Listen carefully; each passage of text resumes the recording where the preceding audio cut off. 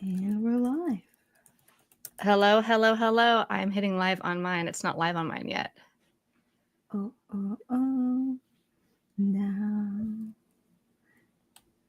Hey guys, we're just waiting for Kirsten's to be live on hers, but we're talking about the white light experience today because it's the anniversary. All right, it shows on mine that you're live. Okay, that's so weird. Normally it doesn't do it like this. Hey, we're always learning and evolving here. Welcome to Burnie and Bestie live. I am just making sure this is actually live. Welcome to Burnie and Bestie live. What's up, people? What? Ooh. We are here on December 14th. 2025, which means it is 91 years to the date, to the mofo date of when Bill had his alleged white light experience in the town's hospital. Yeah, that's right, people.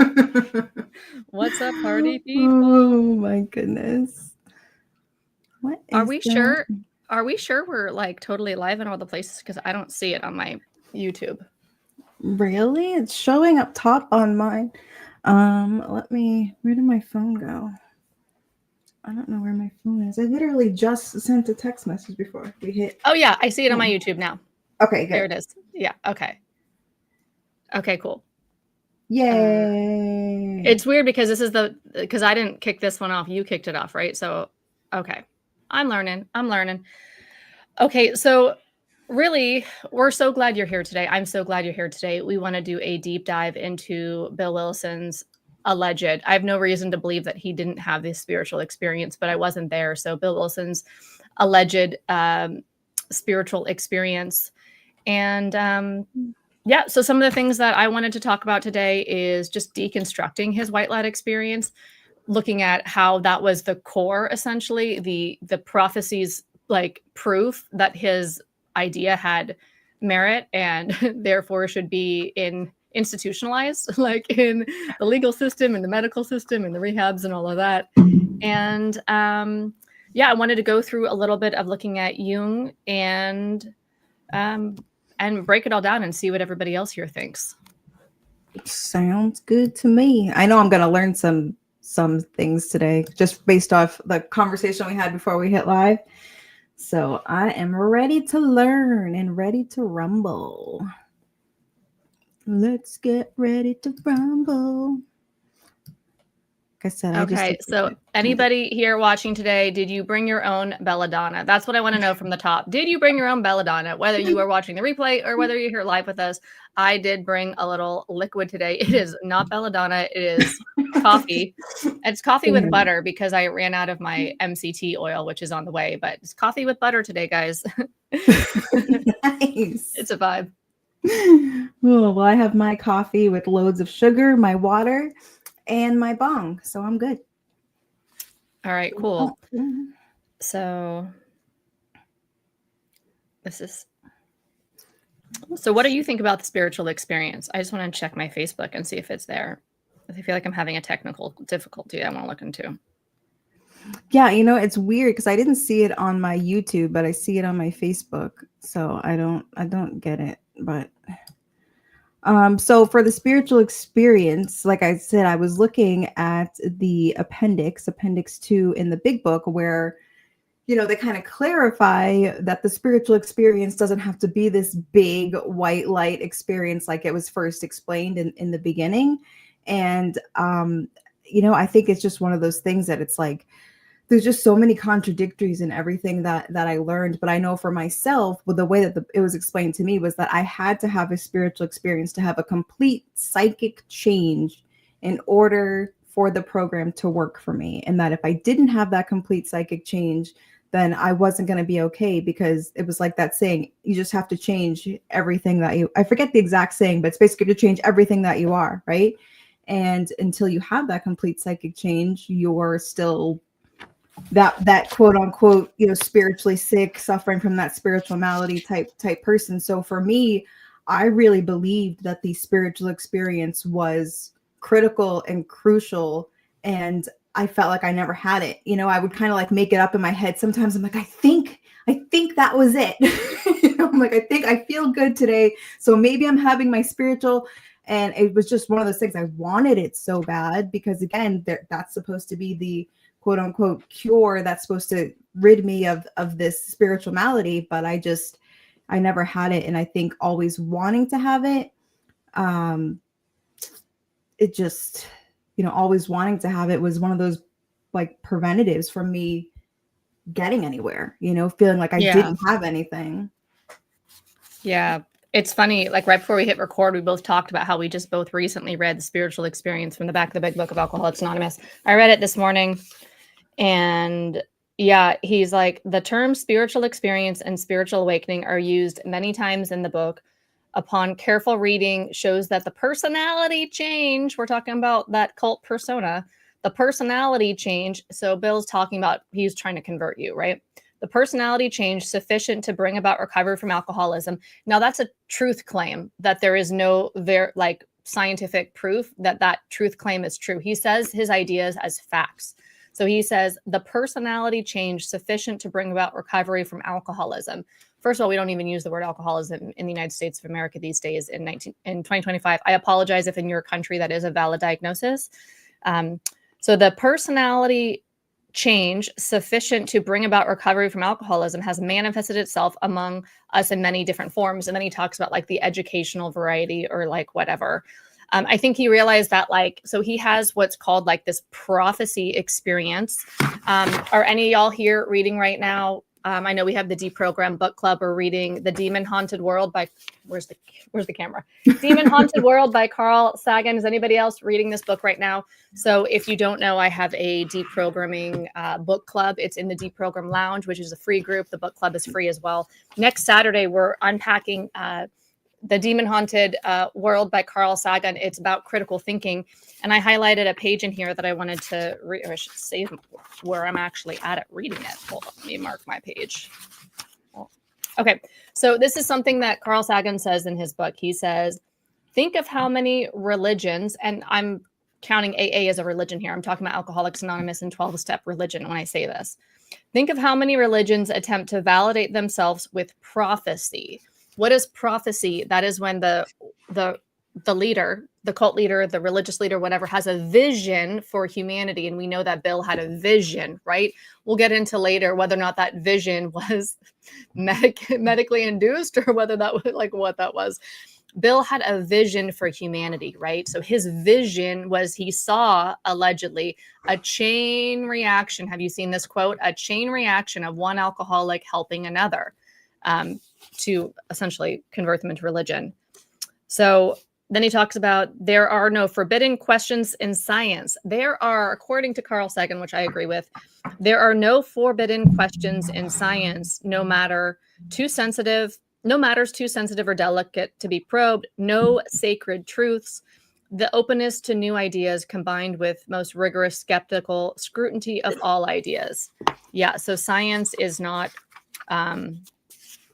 science is to be questioned, right?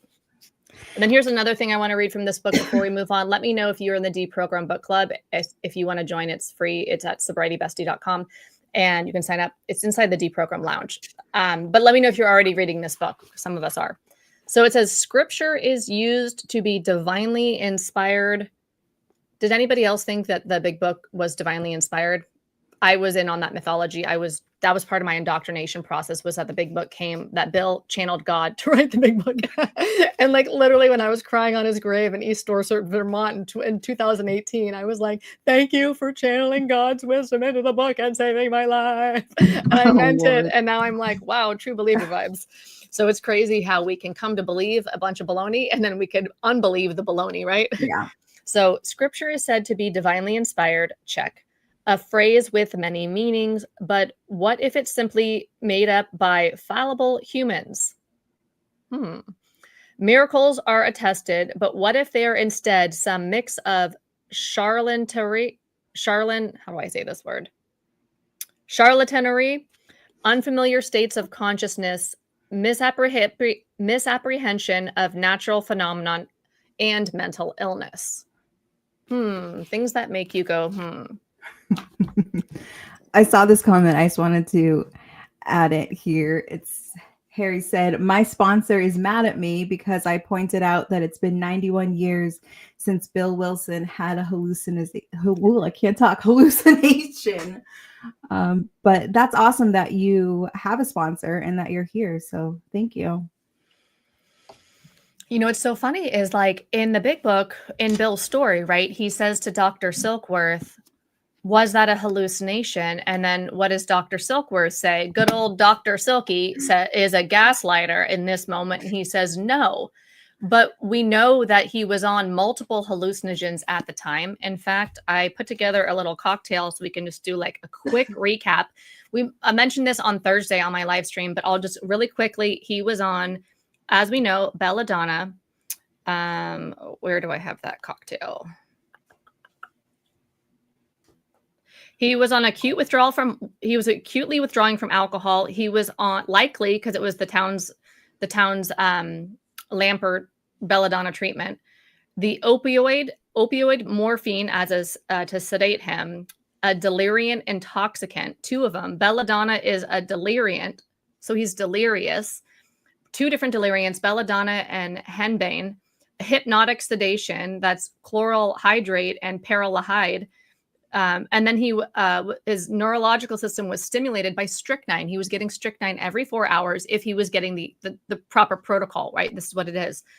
Heavy purgatory and dehydration. It was called the purge and puke, right? With castor oil, and mercury exposure was a part of that as well. So we know that now to be a neurotoxin. So he was in an altered state of consciousness. He had sensory distortion, emotional liability, hallucination risk, memory disruption. I think that was such an interesting point in my research this week, is that all of those things would make his memory not,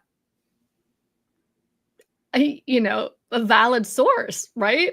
And the bottom line for me, it's like, okay, so I don't know how many of y'all that had like hero dose experiences or been on psychedelics or hallucinogens before. And it's wild, right? Like there was a time, my intention on my first ayahuasca experience ever was to understand and heal my brain. And I will never do that again on psychedelics to understand my mind. Oh my God, it was the biggest mind fuck of my life. Bigger than leaving AA, actually, because it was like 10 hours. It didn't stop. Everybody's like leaving the shala area and I'm still like in it, like, what the fuck? But there was 15 minutes of that excruciating long mind fuckery of ayahuasca, where I relaxed and suddenly I was inside of a spaceship and I was having surgery from like alien surgery, essentially. Like this device came to my head, it gave me surgery. I could feel it internally, where it was like what felt like maybe rewiring my brain. And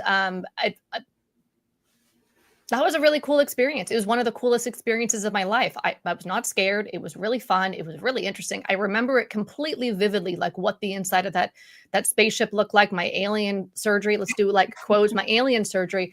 But it never occurred to me after my really cool alien ayahuasca surgery experience that could very well have healed my brain. I was very much struggling with my brain at that time. That's why I went to the jungle of Peru to do ayahuasca. But I never thought once,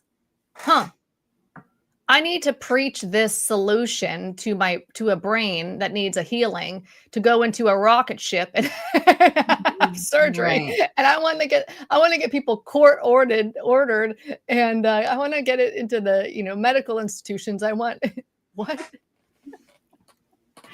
Yeah, definitely. What do you think, Burnie, about interpreting hallucinogens or hero dose experiences as fact? I mean, everyone's is good. That's true for you and your story and your brain, right? But like, if I was to have the same experience, probably wouldn't be the same thing, even if I was going through, you know what I mean? Like maybe the aliens would come and do my brain, but probably not. And I think it's just kind of like that uniform thing of not thinking that, or having an experience and thinking that everyone else is going to experience it the same way, just like we do with recovery. We think because we have been through this experience that, you have people who take Suboxone and they think because they had a bad experience with Suboxone, then everybody's going to have a bad experience with Suboxone. I mean, it's just for everything. I think that it's true for you. It can be, everybody has their own truth and their own path, but it's definitely you shouldn't write a whole book about it and then, start a whole cult and treatment and all that shit to stem from it. Because when you think of how crazy it is, yeah, like probably Bill didn't intend for it to be his book that he wrote when he was high tripping balls in the hospital. Like, he didn't realize that this was going to be the foundation of treatment in America still, 91 years later from having that experience. That is like what mind fucks me, right? Is that this experience here, and you were just reading a bunch of shit. I was like, what the hell? I didn't even know half of that shit that you were reading. I don't even know what half of it even is. So, and it's like, okay, obviously he was feeling something. And then again, to think that still this is the main pathway, the main thing that is out there for people who go and seek help, it makes it even that much more of a like, what the fuck? And that if you actually use hallucinogens yourself, it is considered a failure in the program, where that is exactly where Bill had his success. Is anybody Bueller? What the fuckery is this? Okay, let's just do a little refresher here about what Bill experienced. Let's keep in mind too that Bill Wilson's grandfather was notorious in his town for having gone up to the mountain and having had a God experience, a white light experience that struck him sober. Now, I couldn't find any evidence to support that he stayed sober for the rest of his life on the internet. So it's, to me, it's like mythology, right? Bill's just kind of saying whatever makes the story make sense. We know that Bill was like to tell stories, and that this is not like scandalous that Bill exaggerated the truth so that it could fit his point. So did he have the exact similar experience that his grandfather had? Maybe that, like, hearing that story as like a childhood story all the time growing up, because apparently his mom always read it to him. Maybe that seeded it into him so that he actually had that experience. It kind of like groomed him, or it was predisposed him to that experience or something. Maybe he borrowed it. Something obviously shifted for Bill, for him to, and I think it was more Ebby preaching the Oxford group, and the Oxford group coming in proselytizing to him while he was very vulnerable. But Bill obviously had an experience, and most likely it struck him sober, and most likely he stayed sober for the rest of his life. Like, there's no reason for me to think that Bill drank again. Okay, but so here, although I wasn't there, right? But okay, here's what Bill supposedly said. What happened next was electric. Yo, bro, you were hot as fuck. Suddenly, my room blazed with an indescribable white light. I was seized with ecstasy beyond description. That's how I felt inside the spaceship, the alien spaceship. Sounds good to me. Every joy I had known was pale by comparison. The light, the ecstasy. I was conscious of nothing else for a time. Then, seen in the mind's eye, there was a mountain. I stood upon its summit where a great wind blew. A wind, not of air, but of spirit. In great clean strength, it blew right through me. I really think this is exactly what his grandfather said. The wind blew through him, and the wind was God, right? I know. Then came a blazing thought. You are a free man. I know not at all how long I remained in this state. But finally, the light and the ecstasy subsided. I again saw the wall of my room, and I became more quiet. A great peace stole over me, and this was accompanied by a sensation difficult to describe. I became acutely conscious of the presence, with a capital P, of a presence which seemed like a veritable sea of living spirit. I lay on the shores of a new world. And then in this moment, he has the epiphany that he saw in a vision a chain of one alcoholic helping the other. That's the prophecy. Most religions or cults are started with the founder origin story. There's a mystical moment with a prophecy for those to come. So, yeah. And then we have in the book, The True Believer from 1949. This book, great read, True Believer. In the book True Believer, he says, religious movements go back to the day of creation. And that is the desire of the the leader, right, to demonstrate the legitimacy of their movement. So this experience of his nervous system, which I don't doubt he was tripping. I mean, some of us have been in a altered state by hallucinogens or deliriums or whatever. Right. So this is a story basically of how an altered nervous system becomes divine proof of a medical answer. Bro. Like, just the more that we're talking about it, just the more messed up it seems. It's like I've always like heard the story and it's been like whatever, but the more, and when you were talking about how he may have even borrowed part of that story from like his grandfather or whoever, like it's interesting. It is very interesting. Thanks, Julie. Kate, will you put up Kate's?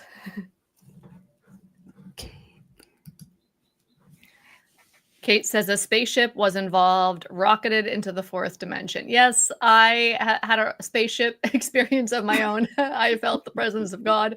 I also had an experience where I was going into my DNA with my consciousness, recoding it and rewiring my DNA basically with light codes. It really made sense in the moment, and it was a really cool experience on ayahuasca. And most of my ayahuasca experience was terrifying and horrible. It really sucked, and I was scared. Really? Yeah, it was. I don't like psychedelics, but you know, and I don't know the answers to the mysteries of the world. And while I do agree that there are spiritual things that happen that we can't explain, like a fundamental reason of like why this is Bill Boozle and not like reality, in my view, is because he's taking his spiritual experience as fact. Spiritual experiences are great. He's not only taking it as fact, he's taking it as prescription for the rest of us. But in the prescription for the rest of us to have this spiritual experience that he had, he is saying, do my 12 steps to God, my 12 steps of AA. He's not saying take belladonna, delirium, morphine, strychnine, all of the other things that he was likely on. Right. You're only getting part of it, you know? And again, it just goes back to, he took this as fact and he took it as, this is what it's going to be for everybody. You know, this is going to be everybody's path to, and I mean, I know people will argue, will say, well, no, they say that, you know, we have no monopoly and all of these things. And again, you know, it is very possible. And I do believe that the beginning of AA, they did not intend for it again to be where every treatment center is. Wait, we have somebody saying they can't hear us. Can you hear me now, people? Can anybody hear me now? Will you let me in the comments? Can you hear me? Yes, no? Are you ladies muted? I can't hear you. I can hear you, Tara. Yeah, I can hear you too. I haven't had anyone else say anything. Let us know if you can hear us in the comments. I think the comments are also delayed a couple of minutes because we hear each other now and then okay, heard you all the time. Okay, good. Sorry to cut you off. I just wanted to make sure we were. Oh no, yeah, no, that's good. But yeah, I mean, I don't really know what I was saying anymore, but just that's not, oh yeah, how AA, I don't think AA intended for it to be, you know, the blueprint for, like they even said that more science or whatever was to come. But like I always say, it doesn't really matter what the intention was then. Where we're at now is where we're at now. And it's the foundation of recovery for pretty much everybody. So. Yeah. Okay, so I want to read one more thing. This is more about Bill's prophecy. Remember, at the beginning of any good mythology or religion or cult, there's a prophecy from the cult leader, right? So this is a direct quote from his letter to Jung. By the way, thank you to I don't know your name, but you messaged me inside Deprogram Lounge. I really appreciate it about the letters that Jung sent, or the letter that Bill wrote Carl Jung, maybe 20 years after the spiritual experience. Oh no, in 1961, actually. And then the letter that Dr. Jung wrote back to Bill. So in Bill's letter to Dr. Jung in 1961, Remember, his white light experience was in 1934, so this is quite some time later. In the wake of my spiritual experience, there came a vision of society of alcoholics, each identifying with and transmitting his experience to the next, chain style. If each sufferer were to carry the news of the scientific hopelessness. What are you on about, Bill? It's not scientific. Your hallucination is not scientific. Hopelessness, the carry the great news of scientific hopelessness. So he's saying that there is no hope in science. He's the only hope. Okay. If each sufferer were to carry the news of the scientific hopelessness of alcoholism to each new prospect, he might be able to lay every newcomer wide open to a transforming spiritual experience. So here is Bill seeding in his letter to Dr. Jung about the necessity to recruit into his religion. Each person it's like a chain letter, right? Did you guys ever do those chain letters? Like, when I was a kid, there was this thing with chain letters where you're supposed to like mail $1 out to the person who sends you the letter, and then you'll get like $8 mailed back to you. What did they call that? It's like a chain, or it's like a scam, right?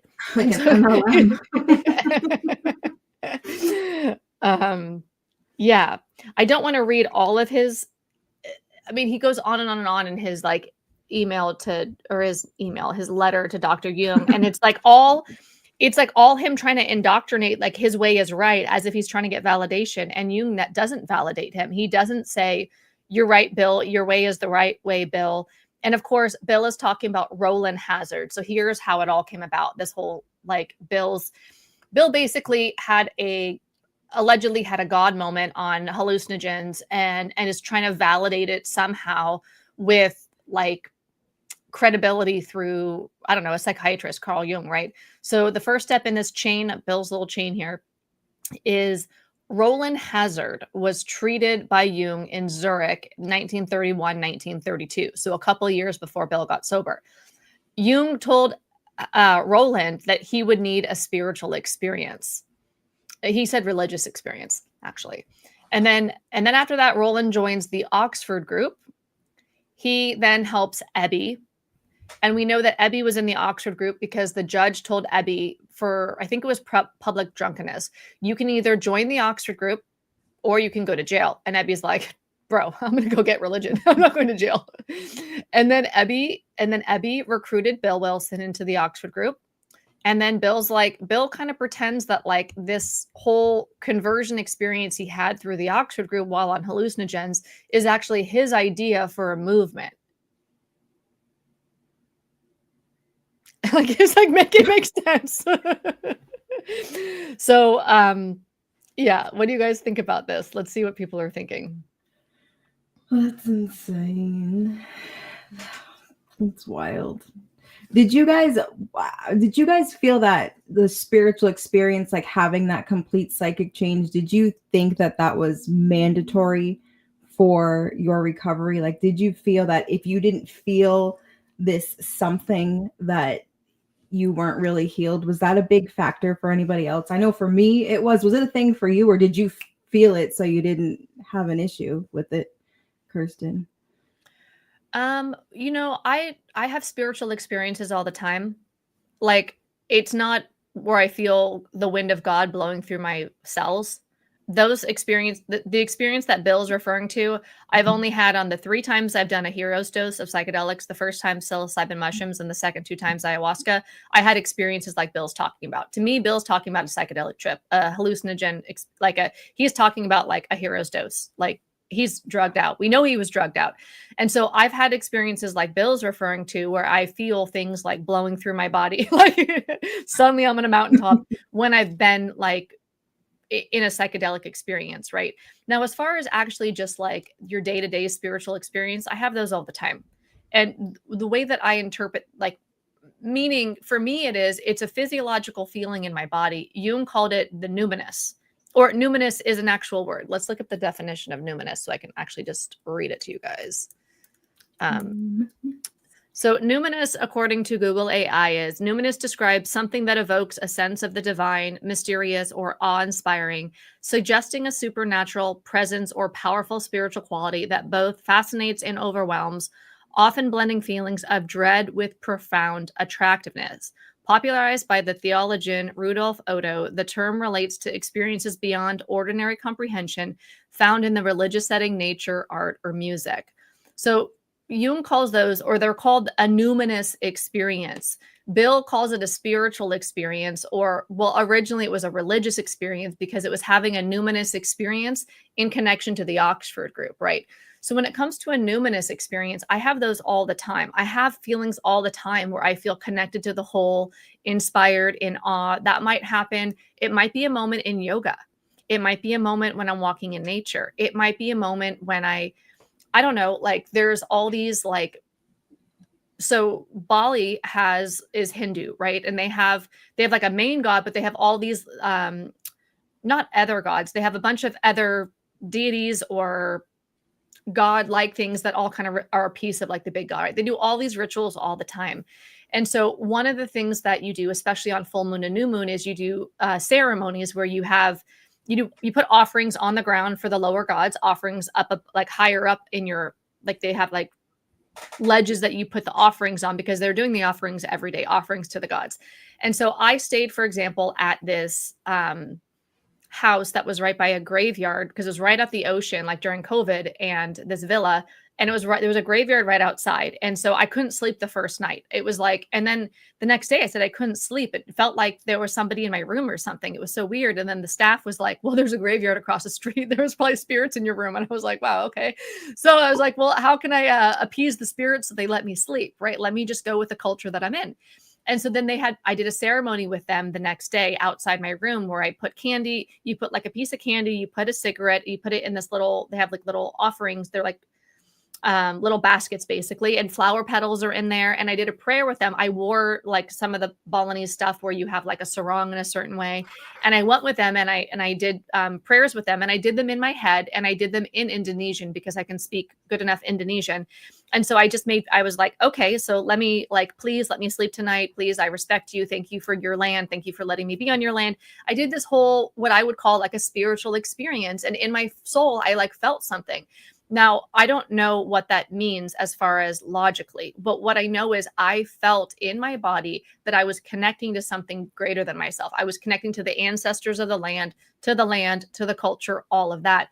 So to me, that's a spiritual experience. Now, that's not going to strike me sober, and that's not something that I'm going to make a group based upon, but I was in my own mind connecting to things in a bigger way to help me feel a part of something, right? So I mean, even recently, I was thinking about where I'm from, and I was looking at the Native American history and the specific Native Americans the tribes that were on that land where I'm from. And when I was reading a website all about it, like I had a spiritual experience like 2 days ago doing that, where I felt the chills in my body. I felt overwhelmed with this feeling of spirit and like awe and connected to something. And then I just started hysterically crying because it was like really sad to like think about like, what happened in America. And so, but for me, that was a numinous experience. That's a spiritual experience. So I don't think it's just like joy. It's just like anger. It's a feeling inside my body. It doesn't mean like practical reality outside in the world. Like just because you're angry doesn't mean somebody is wrong or it's not a fact or whatever. Like, so to me, the spiritual experience, a numinous experience, as Jung would say, it's a feeling in my body that I get in specific times, just like I get joy at specific times, just like I get anger or disappointment, right? So to me, it's like a normal human feeling. And then everything we put on top of that is like, that becomes the dogma. Yeah, for sure. All right, let's go through some of these comments. That's because Bill was on belladonna during his alcohol detox. That's why he had that experience. Yeah, I don't know if you caught the beginning, but I actually hadn't read all the things, but Kirsten read a list of like everything that he was on, and there was some bonuses for sure that I didn't know were there. Let me actually read something right here now too. Okay, so I want to tell you about somebody who was on that same belladonna treatment. A big shout out to Kate for sending me a link to this.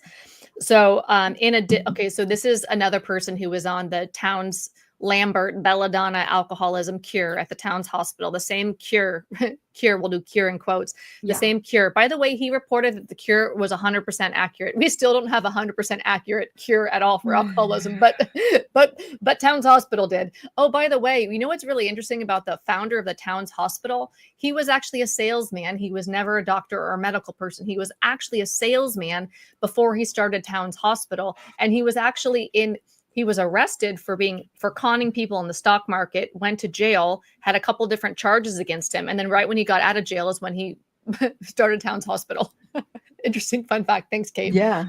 Okay, so here is another patient at the Towns Hospital. In addition to attacks from the medical profession, there were also lawsuits. On January 18th, 1916 issue of the Brooklyn Daily Eagle reported that the Towns Hospital had been ordered to pay $12,500.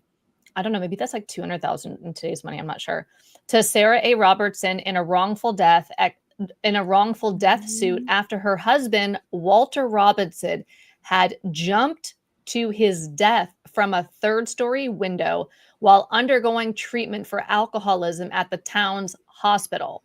The court ruled that there had been an inadequate supervision of the patient.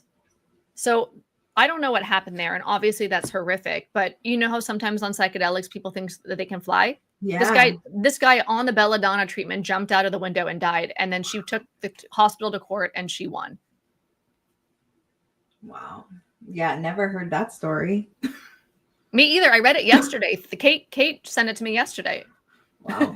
Let's see what Kate says here. Where is she?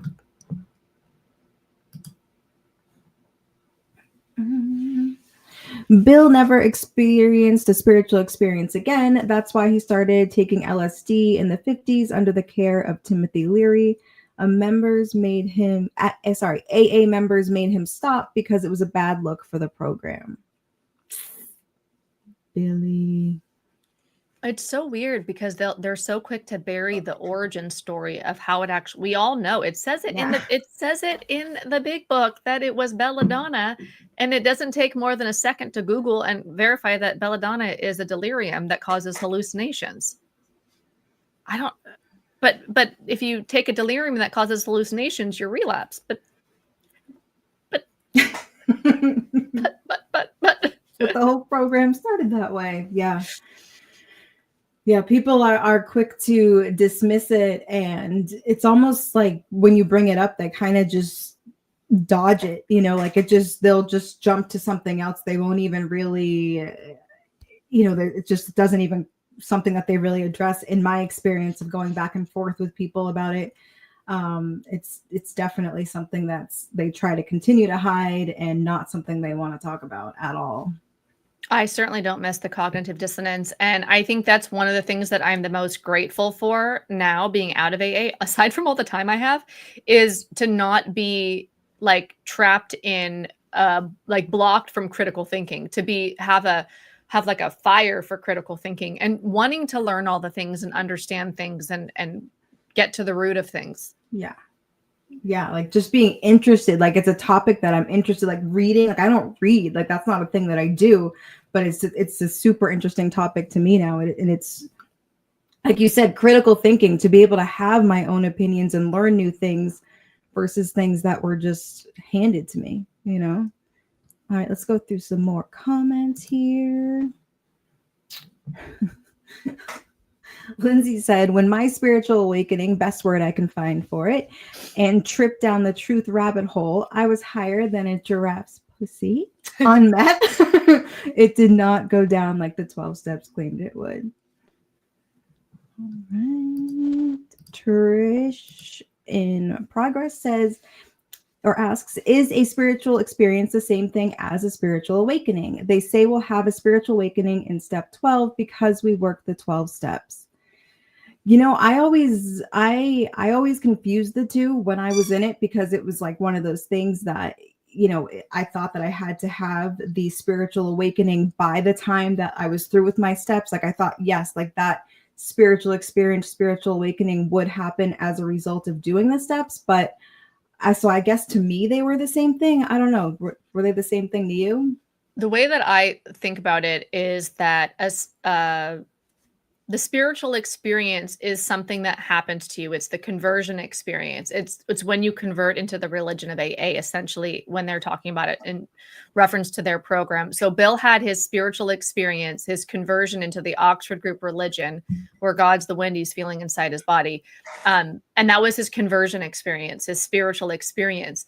And then and that resulted in his spiritual awakening. The spiritual awakening is when you have the conscious, like they say in the spiritual experience part of the book. Where do they say it? It's on the second page of it. Most of us think the awareness of a power greater than ourselves is the essence of a spiritual experience. Our more religious members call it God consciousness. So the way that I think about spiritual awakening is when you've had the spiritual experience that woke you up to the spiritual world or the religious world or the AA like religion, right? So now that you've been awakened to it, you've had the spiritual awakening.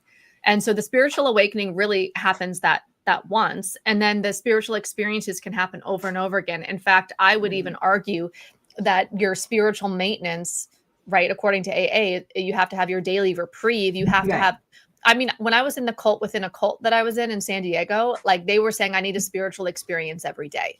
I need to be working with like drunks every day. I need to be working with newcomers every day. I need a spiritual experience every day. So the spiritual like awakening is more like it happens once or happens a couple of times because it's profound, the way I see it, like a profound shift in consciousness. Like the very first time I took psilocybin and had my hero's dose by accident. You guys know the story, right? Where I accidentally ate all the mushrooms. It was before I'd ever been on Google or the internet. I didn't know what psychedelics were. And we just ate them all. And we just ate them fast because they were gross tasting.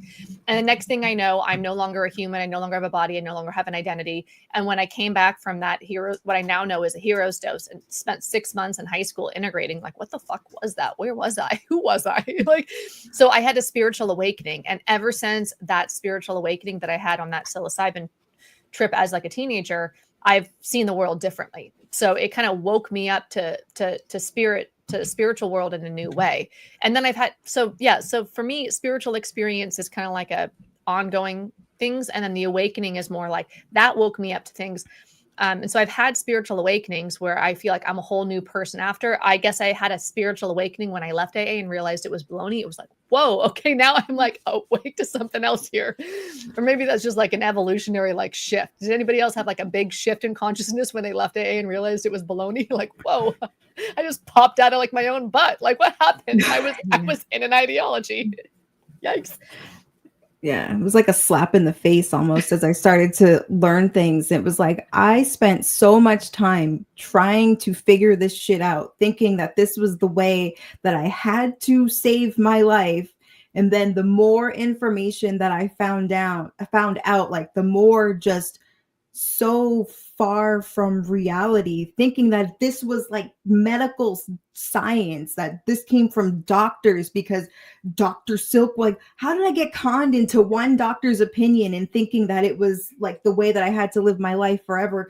But it's just then as you start to unlearn the things, I think the more that you gave yourself to that program and even like the more desperation, it's almost just like the more painful it is to find out the truth. Like you get to a point where it's funny and like you can laugh about it and all that shit. But there was a moment for myself where it just didn't feel good at all. It was like being on like punked and just feeling so just like got, you know, in the worst ways.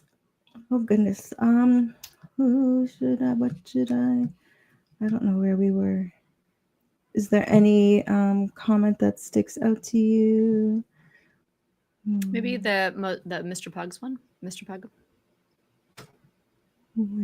At the bottom. Okay. Go ahead. Mr. Pug says, I realized that the spiritual experience they claim to have was mostly BS when I observed the way they actually behave versus what they say. Yeah, you know what's so funny? I've been thinking about this. I've actually had a very interesting morning so far. So far, I've been told to F off a couple of times by somebody who's like, I get the most interesting comments, as you might imagine. Yeah, Ad I ad know. hominem vibes are vibing today, as they are every day.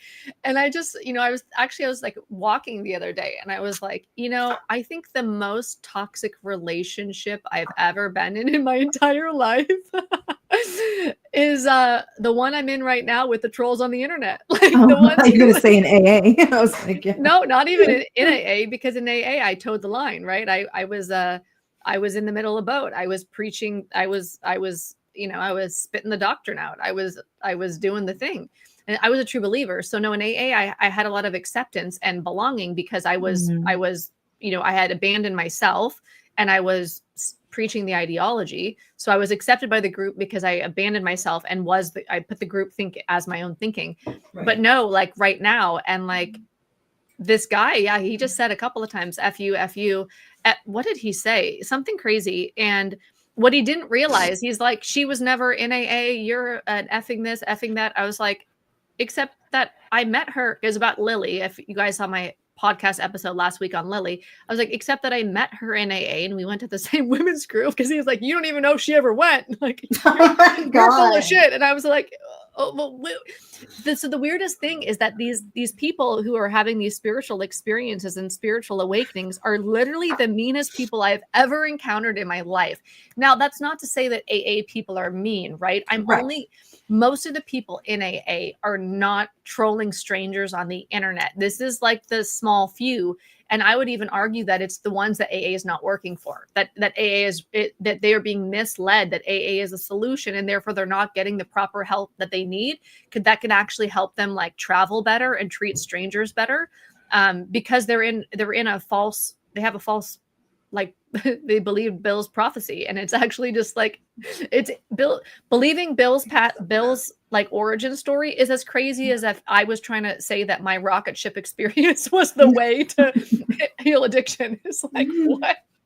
No, I was rocketed into a fourth dimension on ayahuasca, and it was a vibe, and it will be one of my most, it was in my top 5 most like awesome, like awe-inspiring experiences of my life, for sure. But it's not to be institutionalized, medicalized. It's not a path for anybody else. It was just a really fucking interesting experience. Period. Right. Doesn't mean Right. anything. It doesn't mean anything about anybody else's life. And I think another thing with the people saying stuff though that I try to remember is that if they are true believers, right, then they think what we're saying is dangerous. Like I always go back to that. It's like if they truly believe in this stuff and they think that this is the way, and they have, they're fully indoctrinated, all bought in, then it's not necessarily coming from like a mean place, right? It's just that they're so enthralled in it and they believe in it so hard that hearing anything against it is like, oh my God, you're killing people. Like I get that all the time. I'm always like, they're like, you're going to kill someone. You're going to prevent somebody from going to a meeting, all this stuff. And it's like, Amanda said, yes, I'm still reeling from the wake up leaving AA. It was insanely painful for a few months. Yeah, absolutely. It was for me too. And I had been gone. I had been gone for years. And it was when I started to meet people who had been further along in the deprogramming process and being like, really? Because I still thought that I was still recommending it to people because I thought that it worked for everybody else and it was a me problem. So then when I really started to understand everything, it was super painful because I was like, I have been beating myself up and just thinking that I'm such a piece of shit because I can't get this to work. And it's freaking from a belladonna trip. You know what I mean? Like when you really get down to the origin, it's just fucking wild. Let's see. It was devastating. Harry says, it was devastating when the hammer of reality came crashing down and I realized that my life, AA life, was bullshit. 100%. 100%. It's such a shatter. It's devastating is the word. Indeed. That's how it felt for me. 100%. It's a lot. I felt all the feelings at once. I felt conned. I felt scammed. I felt played. I felt dumb. I felt ashamed. I felt guilty. I felt afraid I was going to die. I felt all the feeling. I felt horrified at the things that I could suddenly see happened to me inside the system. And then I felt horrified about the things that I had done to others inside the system, like sponsoring. I felt horrible that I had sponsored anybody and told them that any of this stuff was real. It's devastating, and it's not easy. It was the devastation of leaving AA for me as a true believer was more intense than the devastation of getting sober. And getting sober was brutal, but leaving AA for me was even more brutal. It's probably the most brutal thing I've ever done is leaving Alcoholics Anonymous, because everything shatters and there is no love bombing when you leave. Sure not. Sure not. Yeah, it is devastating. And it's one of those things, it's like people will, like, they don't understand that this isn't coming from like a place of like AA sucks, like there is so much emotion and passion, or at least like for me, and I feel like a lot of people who do talk about it because of those experiences, and knowing again how we've affected other people when we were in there and we were truly believing. And then just as you talk to more and more people, like, this is such a universal experience that nobody really talks about, because even when people leave, I was talking to somebody yesterday and they're like, I want to share my experience, but I feel like, it does work for some people, so I probably shouldn't talk about it. And it's like, but if you had your experience, why does just the people who it works for, like, why did they just get to share their story? And I promise you, as you go further along in your deprogramming journey and you find out like the truth, and that there's more than just emotions and it just didn't work for you, and that there's different pathways for all people, you're going to feel like a lot differently, I think, and it's just one of those things that we have been so conditioned to, even if it didn't work for us, we should still be quiet because, it works for other people and we don't want to affect other people's recovery. I am cautious about even saying that sentence, honestly. If it worked for you, if it didn't work for you. And I would imagine that what you're meaning when you say that is if you achieved abstinence through the 12 steps of Alcoholics Anonymous, or if you were abstinent from alcohol while you were inside. I don't even want to use if it worked for you or not. And the reason why I want to deconstruct from that is because it's not black and white. That's like if we look at Patty Hearst. Does anybody remember Patty Hearst? She was kidnapped. She was kept in a closet. She was tortured. She was deprived of food. She was SA'd. She was all sorts of things. But technically, she was housed because they kept her in a closet. So they're saying, well, it worked. You were sheltered. It worked. But so saying that it worked, it takes everything else away from the conversation. So, but to what point? So I have been abstinent since I got to Alcoholics Anonymous, minus the ayahuasca experience I had 3 years ago, although I don't consider plant medicine to be anything to do with my drinking, right? But so I have been abstinent from alcohol since, or I haven't had a drink of alcohol since I went to rehab and since I went to Alcoholics Anonymous.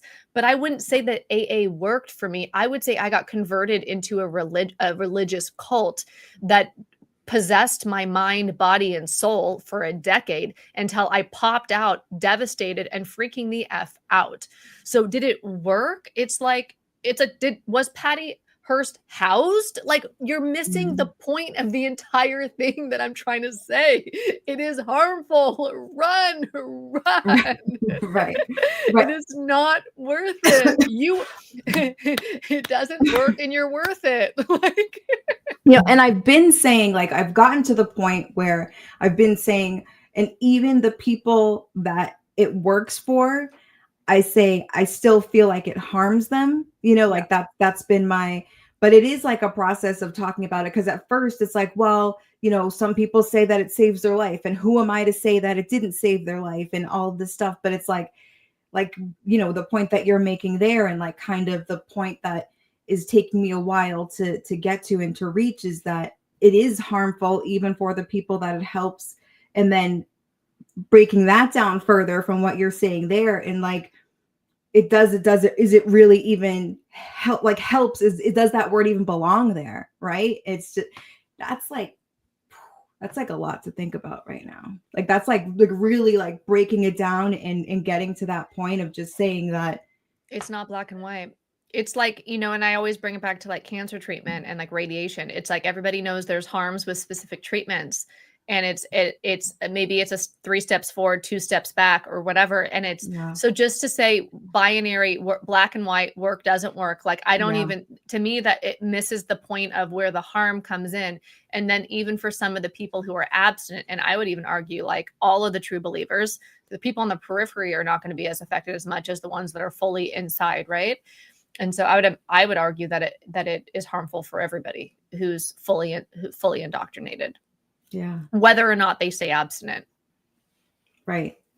That's heavy though. That's like so like it's like in the world of just recovery landscapes and stuff. It's just it's I mean, crazy. we're literally talking about a guy 91 years ago today.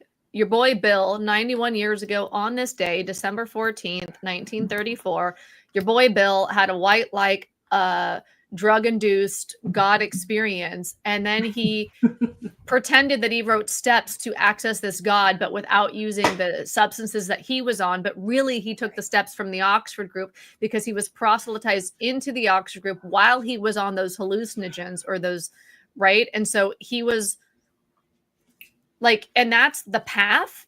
And there's no modern science. Like, it's like totally baloney. Like, it's like if you remember, you guys remember that game Operation where you take the little Yes. tweezers and you try to get the things out, like to get Yes. the little bone out or the organ out, and you can't hit it against the side. It's like if Tara and I had experience playing that game, and then we said we can do surgery. Yeah, we'll do medical procedures. We can do medical procedures.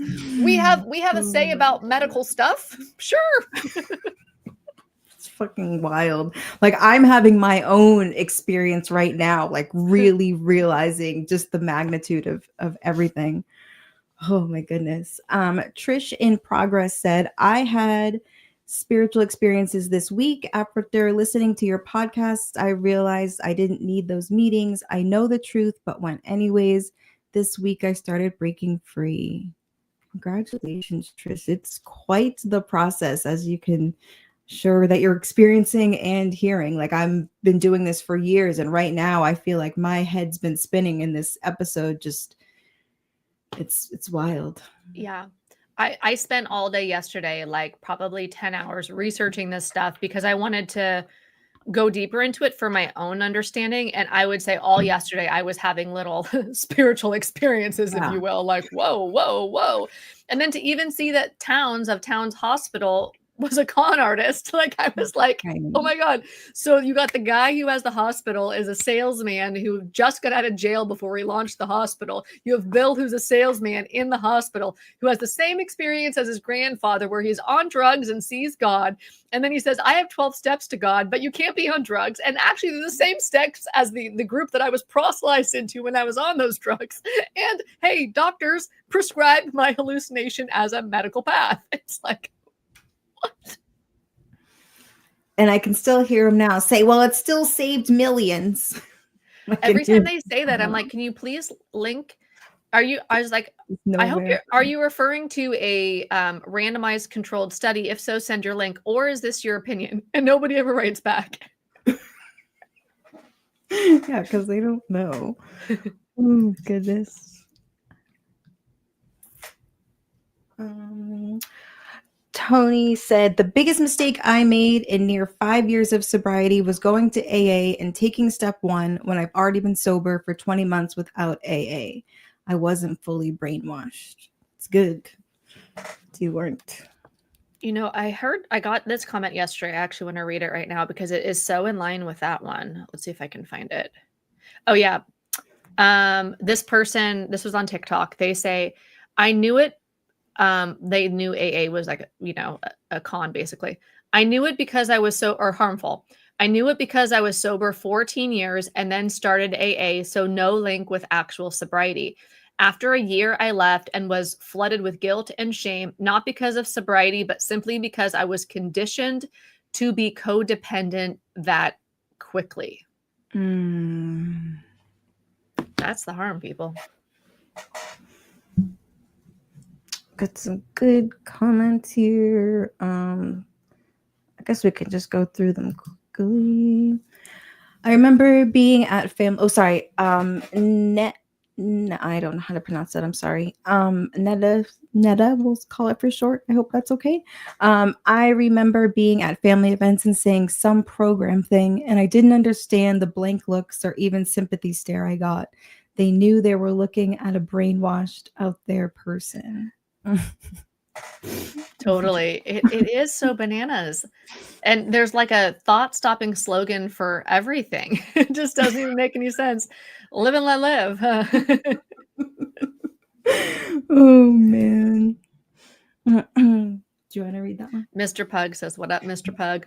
Mr. Pug says, absolutely. Once I gave up hope that there was anything of potential in the ideology and that it was absolute rubbish, there was no going back. Once I saw that AA Emperor has no clothes. Totally. It's like really for what it was for me. And a lot of people say the same thing. Once you see it, you can't unsee it. And I've heard people like Lily on my most recent podcast talk about like the people who see it and then go back to AA do often what's like half measures AA, where they really take what they want and leave the rest because they realize it's baloney, but they still go back. And so, yeah, once you see it, you can't unsee it. 100%. It's the emperor has no clothes. Society still is saying emperor has great clothes. This is a great method.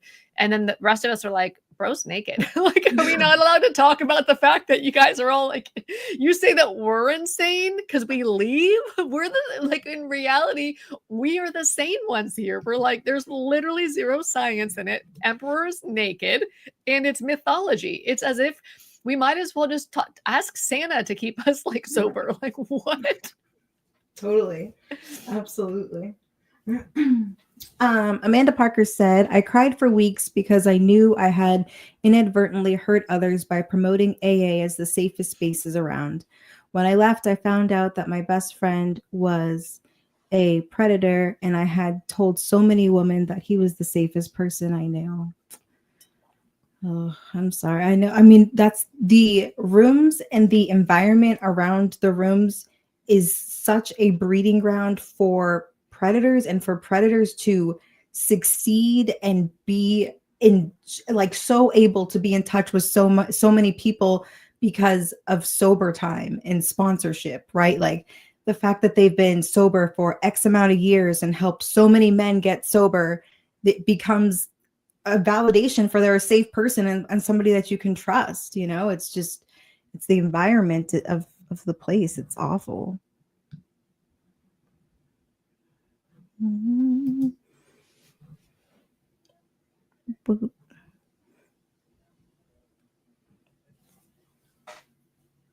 didn't realize this was this long. Sorry, David.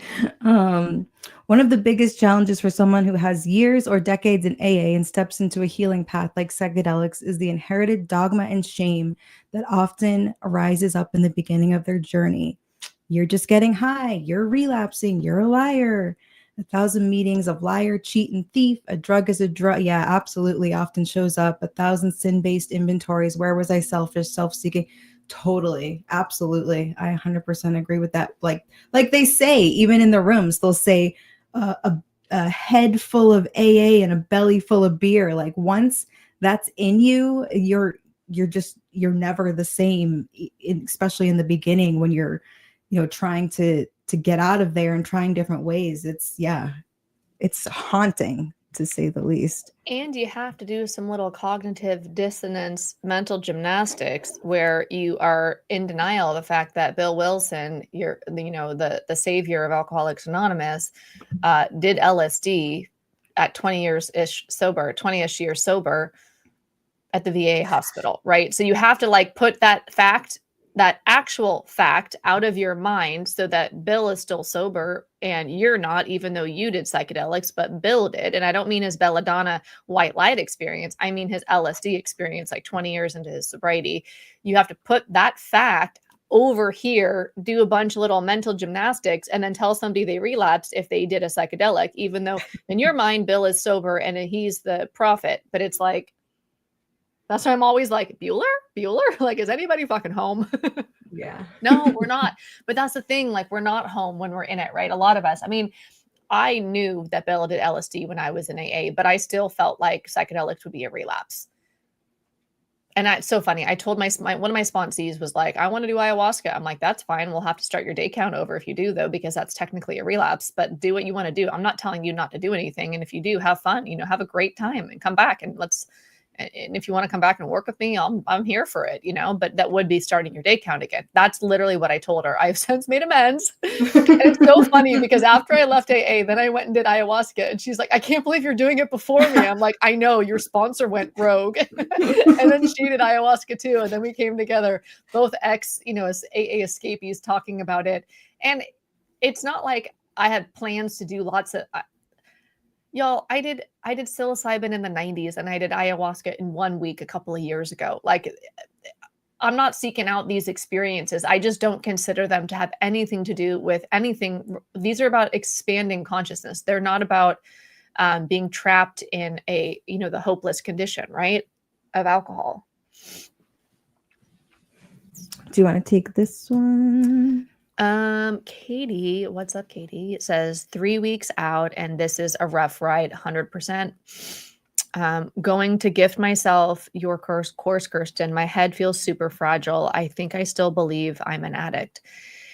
It took me a long time to get the alcoholism, the disease idea. I literally spent, y'all, I've studied this stuff so much. Way before I ever opened my mouth on any of this, I did so much research because I needed to know. I needed to find proof that it was all bullshit so that I could set my fears to put my fears at ease. And so I left AA April 6, 2020, the beginning of the pandemic. And I spent the first several months it was the COVID, right? And the first couple of months I was in Bali and they closed the beach. So I couldn't go. I used to go to the beach all the time in Bali with the dog and stuff. So anyways, I had all this time on my hand because the island was closed. The beach was closed. Bali never really shut down. I mean, the airport shut down, but not like the stores and stuff.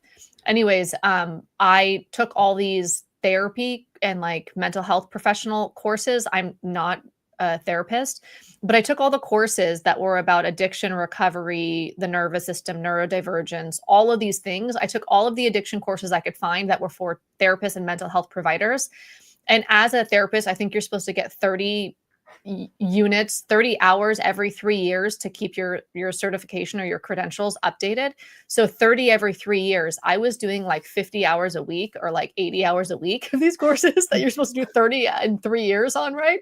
I just kept going through and buying every single online course I could find and taking them all and just like hours, like 10, 12 hours a day, just going. I was like, I have to figure out like, what are all of the people saying here? Because my brain is telling me I'm going to die. I have a disease. It's fatal, progressive, all of this stuff. And it just that can't be reality. I'm not powerless. Like, it's baloney. Obviously I got sold a lie, but I needed to, for me, I needed to intellectually really understand what all the people thought. And I was so disappointed because I couldn't find any like professionals in the field that I respected who were saying that it's okay and safe to leave AA other than my therapist. Right.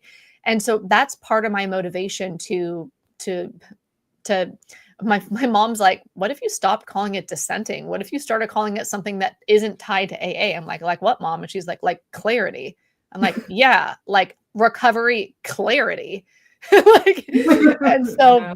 I couldn't find people that seemed to be experts in the field of addiction, speaking with clarity and modern science on addiction recovery. And so I was like, well, then I got to do the work to figure this out. I'm going to go get like a master's essentially in all this shit, figure it all out, do the due diligence, the deep dive, so I can be really clear. And that really helped me. Not everybody has that time. It's also not the pandemic anymore where everybody's kind of trapped inside. So that's not everybody's path. But for me, as somebody who loves learning and loves then teaching what I learned, it was important for me to invest the time into educating myself on different things. And my conclusion is that AA is completely mythology. And not only is it mythology, it's harmful.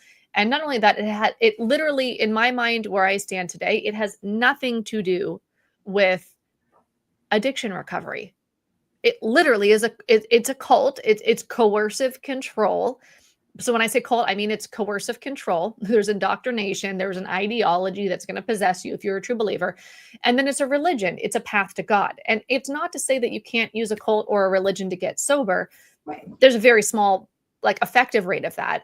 But something like Sinclair method or something like any of the other paths to recovery, we look at like smart recovery, right? Smart recovery uses modern science and teaches coping skills so that when you feel like you want to drink, that you know how to cope with your emotional world. That to me is like a recovery path. You're recovering to not having to use alcohol harmfully anymore. Or Sinclair method, where it slowly, gradually over time reduces your desire for drinking and it unlearns in your brain the pattern of drinking. So there are paths that help the brain actually recover from addiction and build up the emotional resilience, if you will, to like live sober, where AA does not have any of that. It literally has none of that. It's literally a religion. and and you know what? Being in a cult religion, yeah, I stayed abstinent being in a cult religion. So it's not that it Right. isn't effective for some people if you're looking only binary at did you stay sober? But I had already decided to be sober before I ever showed up at AA. Honestly, I had decided to be sober, and that's why I went to rehab. And I showed up at AA 30 days sober. And yes, AA did help me. There was community. There were things there that helped me. And things like community are evidence-based. Community is great for recovery, but there's community that's non-harmful and community that's not in a religion. You can join a religion if you want. You can become religious if you want, and that might help you with abstinence, but it's not required and it's not the only path. And yeah. Yeah, totally. Oh, wait, sorry. I hit that one twice. Kate said it saves millions is a slogan, thought stopping cliche. Sorry, I meant to hit this one, Kate, because it's important. Kate said, just throwing out there for future thoughts, but codependency is not a scientific psychological term. It's a 12-step term. Yes. And thanks to Melanie Beattie, she made a fortune on that. It's insane. Here's another one from Price. He said, my friend is too scared to admit she had a small relapse because she knows she'll be judged and coddled. And I totally get it. Yeah, the whole like stand in front of everybody, get your 24-hour chip or your 24-hour keychain, and then everybody treats you like you have lost everything that you've learned up until that point. You know, like you're just like brand new and know nothing. It is, yeah, I hated that. You want to read that one? Why don't you take this one, and then I want to read all of the stuff that I prepared. Cursed. Nerd alert, coming through. But you're you, and that's good. All right, Tanya said, that's me right now. I still go to meetings, but I have struggled with seeing some of the fake stuff and not believing in everything that the fellowship preaches. Yeah, I think once you start to see it, then you start to see it a little bit more. And then it becomes to the point where we've described it before as once you see Santa is not real, there's no going back, you know. All right, what you got, girl? Yeah. Okay, so I wanted to talk more about Jung because Bill, the entire could you take this comment off the screen? Oh. The entire basis for Alcoholics Anonymous, the proof, like the origin story, is like rested on this idea of a spiritual experience is the solution, right? And for me, that's more about Bill trying to figure out the Oxford group had been helping people get sober through the Oxford group for a while now, including Ebby, obviously. And so that was already happening. And Bill was trying to like come up with his own scheme, essentially, because he wants to create his own thing. He's trying to connect like his religious experience with sobriety. And so he creates that he says that his spiritual experience on Belladonna and all that, like 91 years ago today, is like the core of how his system is valid. So let's look at, and that's a quote. He kind of quotes in a way or references Jung without saying Jung. Like Jung isn't specific. Carl Jung isn't specifically mentioned in the big book, as far as I recall. And he certainly never endorsed AA. But Bill borrows from his authority because Jung was like a renowned psychiatrist, medical doctor, right? So let's look at Jung versus Bill, round one. So the meaning of spiritual experience. Jung says it is a numinous experience. We talked about numinous in the beginning of this podcast. Psychological, autonomous, unreliable if literalized, meaningful only in context. It is a signal from the psyche, not a verdict from God. It's interpreted symbolically, not believed literally. Again, I loved my rocket ship experience on psychedelics. It does not mean it's a fact or a literal prescription for others. Jung repeatedly warned, and this is so crucial, this line right here. The moment a numinous or spiritual experience is literal truth or is taken as literal truth, pathology begins. He's literally saying if you believe the spiritual experience is literal truth, which Bill does and preaches, and that's the whole foundation for everything, that's where pathology begins.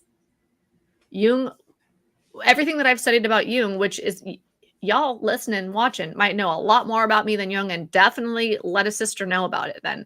So Bill's saying his white light experience became literal proof of foundational myth, moral authority, and like a program requirement.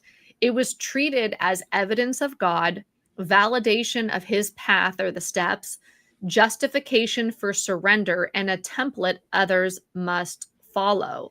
This is a huge contradiction with what Jung believed.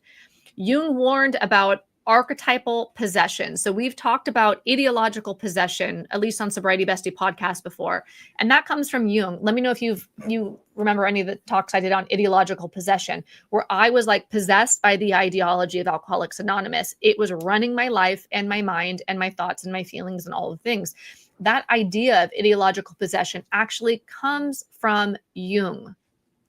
And so Jung's lifelong warning is that the greatest danger is when the ego identifies with an archetype or an ideology. He is warning against identifying with ideologies. Bill is saying, believe my ideology or else you'll die.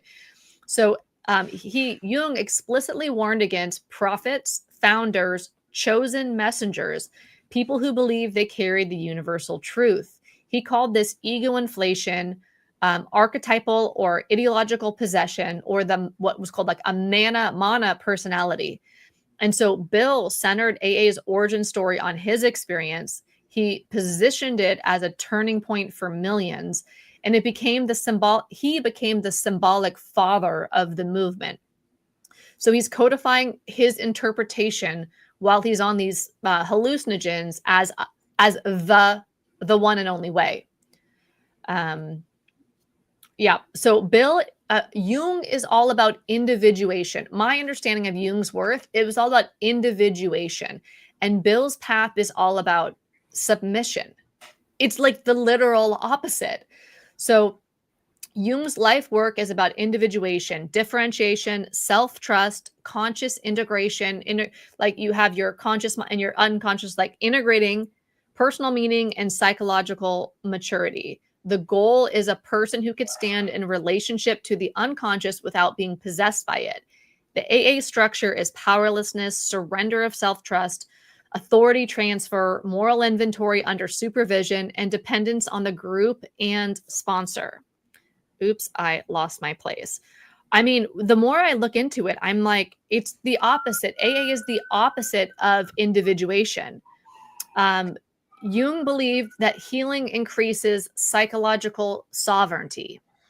AA teaches healing requires permanent surrender.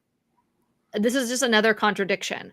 I have more. I'm going to pause there before I keep reading. But the more that I looked into what Jung's entire body of work looked like, it's called like cherry picking, right? When you look at like a bunch of data and you pick out the one piece that proves you're valid. So when I looked at Jung's entire work, which I'm still a beginner at, I literally spent 10 hours on this yesterday. So I'm new, but I wanted to kind of have a little bit more understanding before I went into this live stream with you.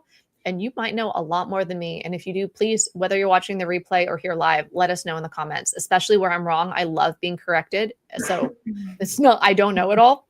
Please, I love to learn too. So I don't get offended when I'm corrected, unless somebody's coming from the AA ideology, like AA saves lives. I'm like, okay, thanks for coming. So to me, this is fascinating that Bill's taking one piece of one sentence, one kernel of truth, one moment in time of something that Jung said, and making it be the basis for his entire thing, and then trying to get some street cred by associating with Jung, publishing the letter that he wrote and the letter that Jung wrote back in one of the books, A Comes of Age or something. And it's like, no, bro, like his entire thing is like the opposite of what you're doing. And it reminds me of when I learned that, and maybe you saw this video on my channel about how AA appropriated the Serenity Prayer. A lot of us, if not all of us, heard the Serenity Prayer in Alcoholics Anonymous.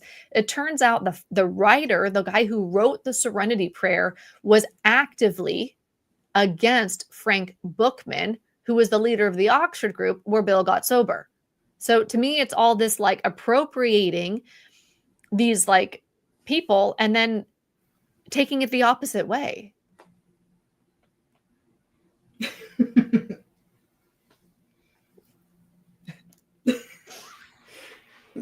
Yeah, it's pretty fucking wild. Okay, well, I'll continue then. Let's just keep going. So Jung refused universal solutions, rejected one-size-fits-all spirituality, treated the psyche as unique, and believed in symbols change meaning by individual. He explicitly opposed institutionalized salvation, required belief system, and standardized spiritual paths. Bill universalized his personal experience, psychedelics.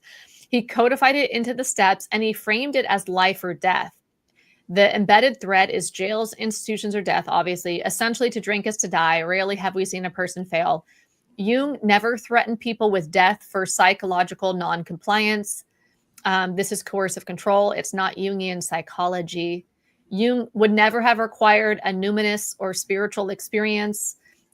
He believed numinous or spiritual experiences happened when the psyche needs them. They can't be manufactured. They can't be demanded. They cannot be morally ranked. I think a lot of people feel a type of way about not having had these spiritual experiences or numinous experiences in AA. And Jung would agree that you shouldn't feel bad about, like, it's not that kind of a thing. But Bill's legacy, of course, is that the spiritual awakening is required. The educational variety is still framed as necessary, hierarchies of recovery, and those with the experience, without the experience, are not surrendered enough, not honest enough, or not something enough, right? Jung would call this forcing archetypal material into consciousness, a recipe for neurosis or psychosis. Mm. I have more in my nerdy files, but I'll pause.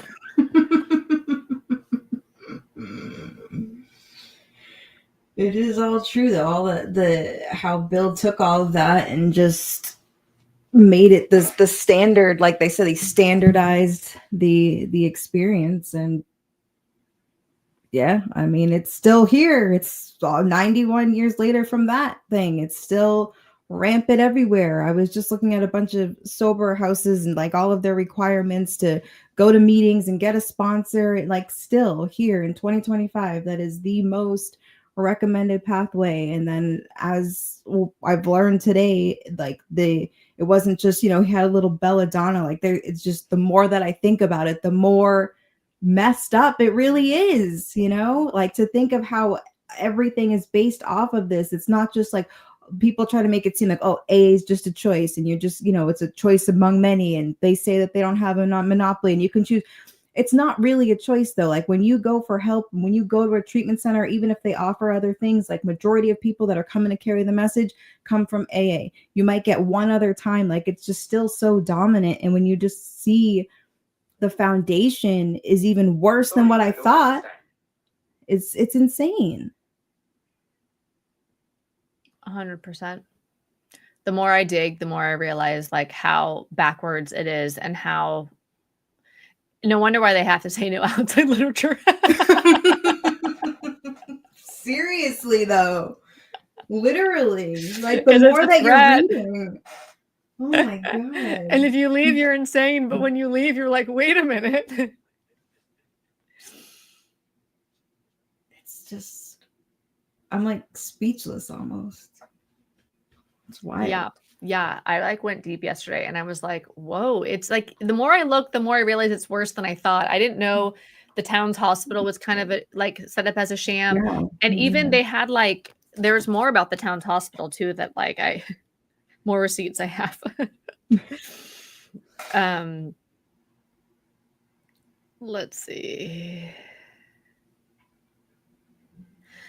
Something about like they had said that it was their proprietary, their belladonna, their town's Lambert belladonna treatment was proprietary, whatever. But when it turned out that they actually took it from somebody else, like it actually wasn't, according to what I was reading yesterday. This is all alleged. I wasn't there, right? And it's hard to really know what happened 100 years ago. Yeah. Was there a white light experience? Was it all a scam? Like, meaning like what I was reading yesterday was indicating that not only was Towns Hospital, where Bill got sober, was he a salesman who did this like fraud, embezzlement in the stock market. I think his company was only around like less than a week or 2 weeks, and then he got arrested because he was doing his stock market business in a way that was illegal. So then he went to jail and had a couple cases against him, and then he wanted to start a hospital for a cure for alcoholism. So he found a doctor and they started it, but then somebody else said, hey, I had that belladonna recipe first, that cure first.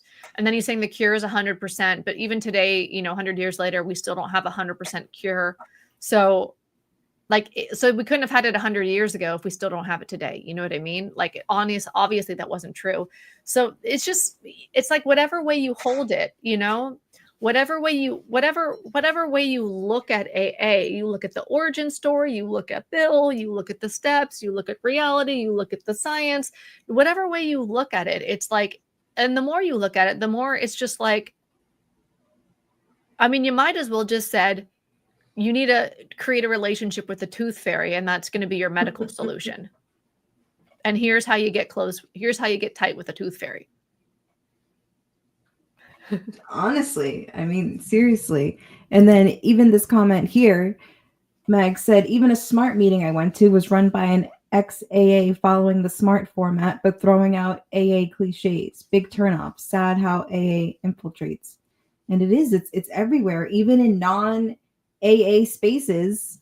Here we are, and again, I know I've said this 20 times already in this stream, but going back to the roots today of everything, it's just, again, I'm just like baffled kind of really understanding it more and thinking about it more, because yeah, like I thought about it for a second, but not on this scale. And now going and thinking about it on this scale, I feel worse about it than I ever did. Honestly. I really do. Yeah, it's so backwards. I'm curious, anybody who's watching the replay, we appreciate you being here. I appreciate you being here. I would love to hear what you think in the comments. Did you have a spiritual experience? What do you think about spiritual experiences? What do you think about Bill's spiritual experience? And what do you think about an individual's psychedelic or hallucination becoming medicalized and institutionalized? Jung was against institutionalizing the numinous experiences. It's meant to be a feeling. Like, it's meant to be the numinous experience, the spiritual experience, is a feeling of a connectedness to something greater than yourself. Fine. That is a human emotion, a human feeling, whatever you want to call it. There are neurotransmitters. There's a biochemical experience inside the body that is occurring. It may be accompanied by, often for me, it's accompanied by a feeling of the goosebumps, or as my Australian friends say, the goosies. So I might have the goosies while I'm thinking of connectedness to things, like connectedness to ancestors or higher power or whatever.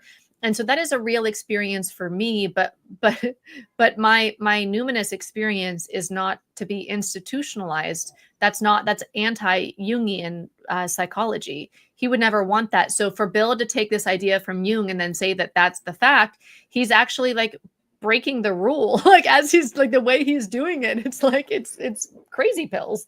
It's like, No, he never said you take your personal spiritual experience and institutionalize and medicalize it. Bill's doing that. Bill is medicalizing his belladonna trip by saying that you need to have this God experience that I had, but you can't do belladonna. That'd be a relapse.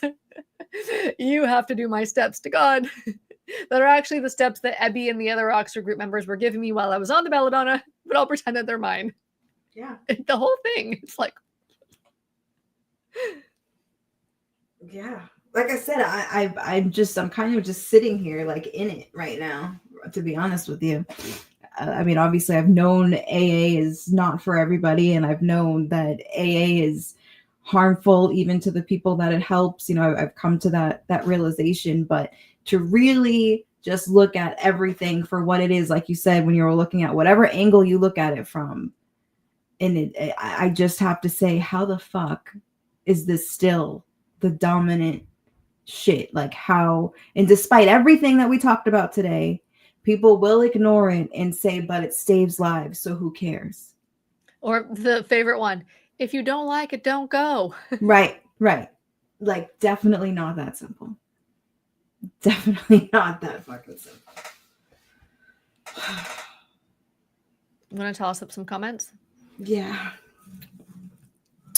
We just did that Mags one. We'll do Amanda's next. Amanda Parker said, I'm really grateful to find y'all. I didn't know a fraction of this history. I heard AA speak in a business network meeting last week. Yeah, it's incredible. I mean, I learned, Kirsten is very well researched, and I learn new shit all the time. So it's pretty. Amanda, I met, well, I didn't meet her. I was a speaker at an AA meeting, like maybe 2012 or something like that. I was a speaker, and this person, this visitor, out of town visitor, came in the meeting. I didn't even see them in the meeting. And when they left, they gave the secretary their number for me. And when I got home and I called the number, it turned out it was like this very famous, like A-list actress. I know who she was. I know what she looked like. I just literally never saw her in the meeting. She was sitting in the back of the meeting. Anyway, I called her, and as soon as I was on the phone with her, I realized right away who it was. I saw her name written down that I called, and then I was like, "Oh my God, this is that celebrity!"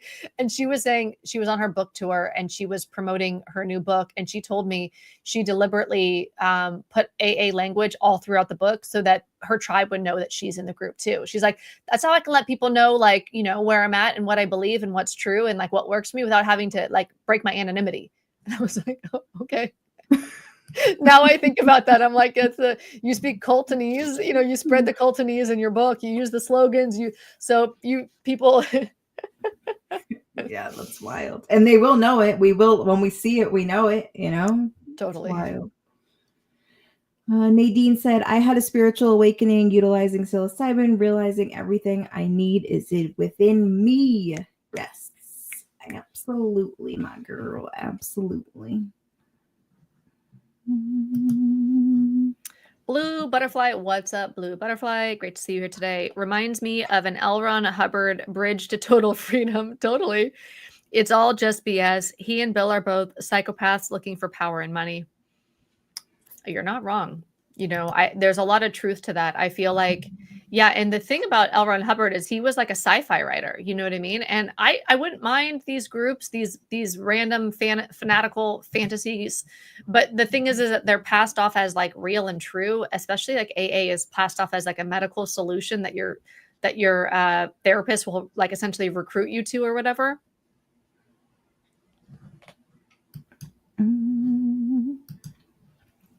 Trish in Progress said, they also say take what you need and leave the rest. They sure do.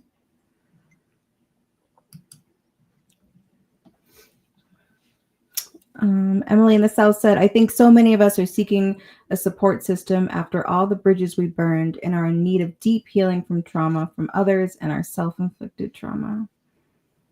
Yeah, and then we go to AA. Yeah, I had a lot of trauma to heal that I wasn't even quite totally aware of when I got to sobriety.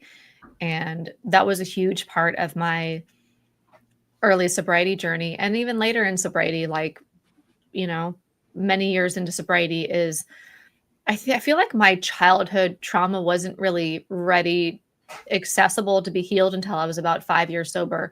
And I went through like another, what felt like dark night of the soul around, 5 years sober. And I met a lot of people saying something similar, that somewhere between 4 and 6 years sober, there was another huge, like in AA, they'd call it like emotional bottom. But really, I feel like at that point, I was stable. My nervous system was like centered. I had overcome my anxiety disorders. I was feeling comfortable in my skin. I did a lot of work outside of AA, a lot of mindfulness and meditation. I very like actively and diligently worked to overcome my anxiety disorders. What's weird is that like all my doctors told me it wasn't possible to overcome anxiety. And I was like, I just have to believe that's all BS, because I can't live like this. I can't wake up every day in an anxiety attack, right? So I just kept, learning from different literally gurus in India, and like reading books and stuff, and practicing I didn't know the term nervous system regulation back then, but I was learning how to regulate my nervous system. And so, yeah. And so once I was kind of more stabilized in my nervous system, it felt like my childhood trauma was like knocking on my door to be healed. I also did this course that was about primal therapy. Basically, you ever heard of the primal scream? You're like screaming. We're like literally in a padded basement, like this whole, it was fucking wild what I did. But any time that we go into our childhood trauma and do like major healing work, like it can be pretty wild, right? And so, yeah, I had a lot to work through. I had a lot to I've worked and continue to work really hard to be as authentic as I can. And I was under the delusion the entire time I was in AA. A lot of that time I felt like I was being authentic. I didn't know I was possessed by AA ideology, as Jung would call it. So AA ideology was ruling my mind and my life, but I felt like I was authentic. And now I'm like, whoa, bro. So now I kind of, it's been a new, like, the exit costs of AA are real, and healing from the AA trauma, if you will, like were immense, and are for a lot of us, can be brutal, devastating. As somebody, I think Harry put that earlier today. And it's a lot, but also it's not all at once, it's all like I guess awakening. I don't want to use AA's terminology, but it's like, I love healing and evolving because I love continuing to open up to new pockets of freedom. So that's why I always frame everything for myself. My chosen perspective is like, I've been saying this for like over a decade. It's like my mantra. I'm on team freedom, meaning I always want to keep doing the things that are going to keep helping me get free.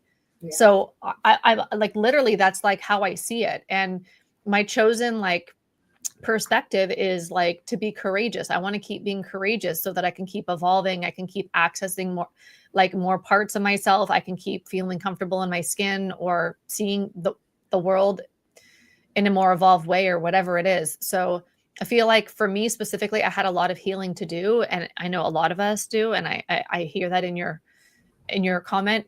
There was also a lot of the trauma that I endured with AA.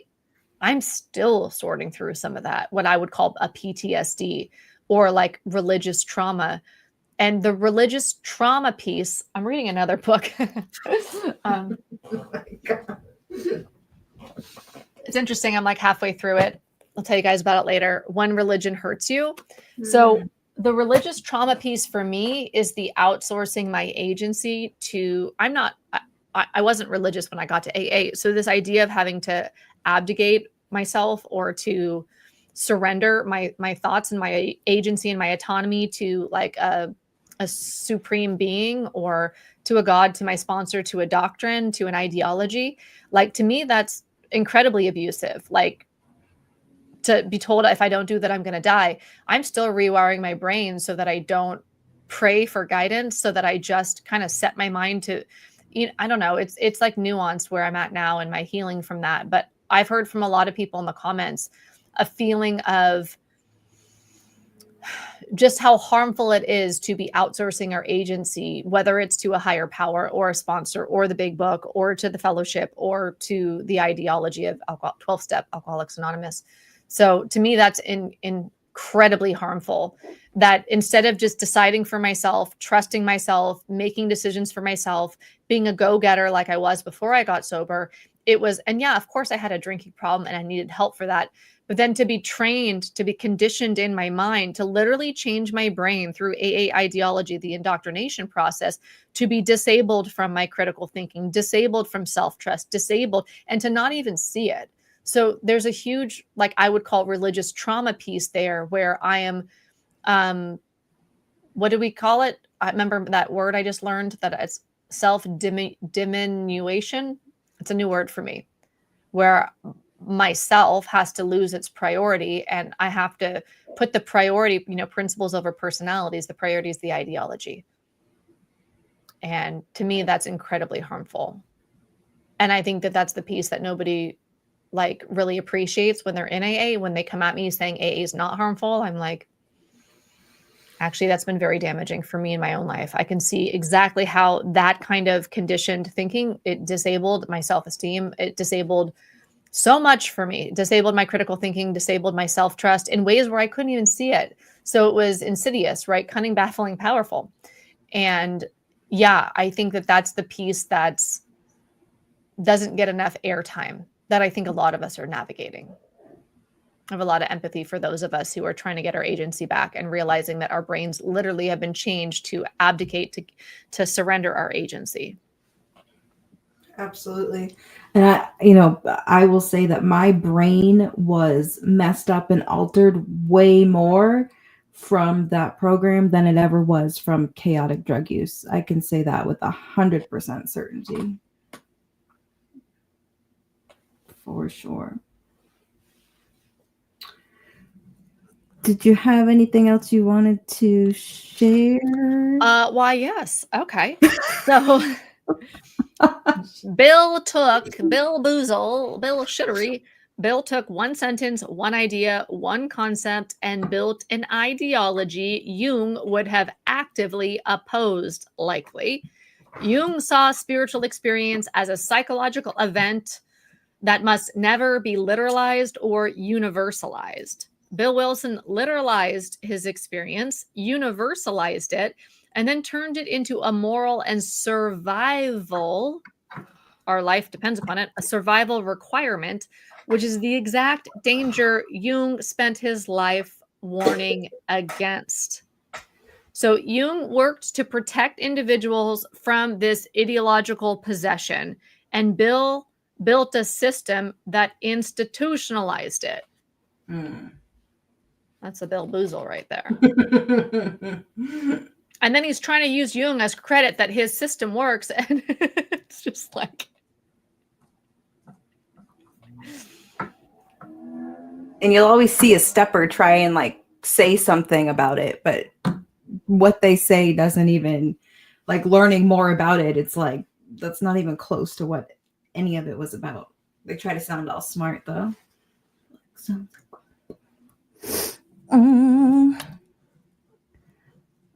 Nadine said the spiritual bypassing was one of the most harmful parts of AA for me. I would agree. Yeah, certain feelings are not allowed. It's like, bro, I'm a human, and other feelings are mandatory, like gratitude, right? Get into God's world. Kate says, my biggest healing is going back to rationality and giving up any ideas of spirituality. I found peace this way. That reminds me of a book I'm about to read. I'm like the comedy show. I am going to be called the librarian bestie. You need to It's called Rationality. Kate, I haven't read it yet, but that's literally the book I'm about to read. Anyway, maybe we'll vote some of these. Are you guys in the book club yet? The Deprogram Book Club. It's free inside the Deprogram Lounge. But there's all sorts of books that I want to read to continue my evolution. And not all of them are deprogramming. Some of them are just expanding my mind in ways that I hadn't even occurred to me before I was indoctrinated into AA and then left. Yeah. It's interesting, like, what else is out there when you realize that truth isn't the truth. And it's like I'm not a reader. The fact that I've read the few books that I read is because finding out that, okay, the truth that you thought was so true that you literally fought and nearly lost your life to because you believed it so much is fucking bullshit. So what else is, and it's one of those things that it really does open up your critical thinking in a way that, well, for me, it just wasn't there before, and I still have a lot to learn, a lot to discover. And it's awesome to even know it's a possibility before, because before you're just handed an identity, handed this is how you got to live your life, this is what you got to do, and then realizing that really like it's up to me and I can navigate this in whatever path that I want. There is no set path that any of us have to go. I mean, I think that's pretty fucking wonderful compared to thinking that you have to do it this way or you're gonna die. The opposite's pretty awesome. I'd say. Mm-mm.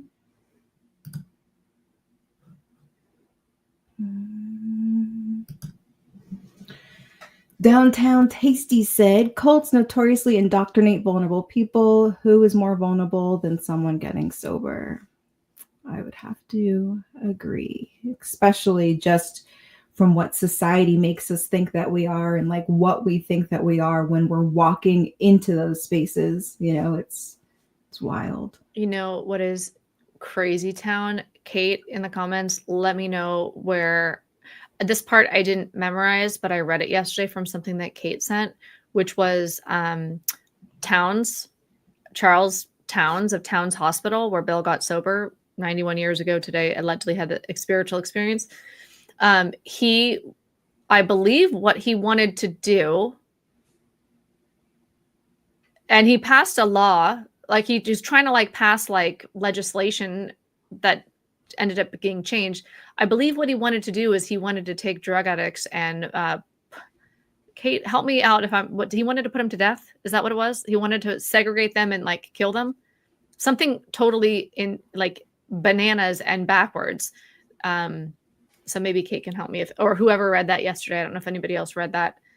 I should actually get that link and like put it in here so you guys can know what I'm talking about. I'll do that right now. Here it is, if you want to see what I'm talking about that I read yesterday.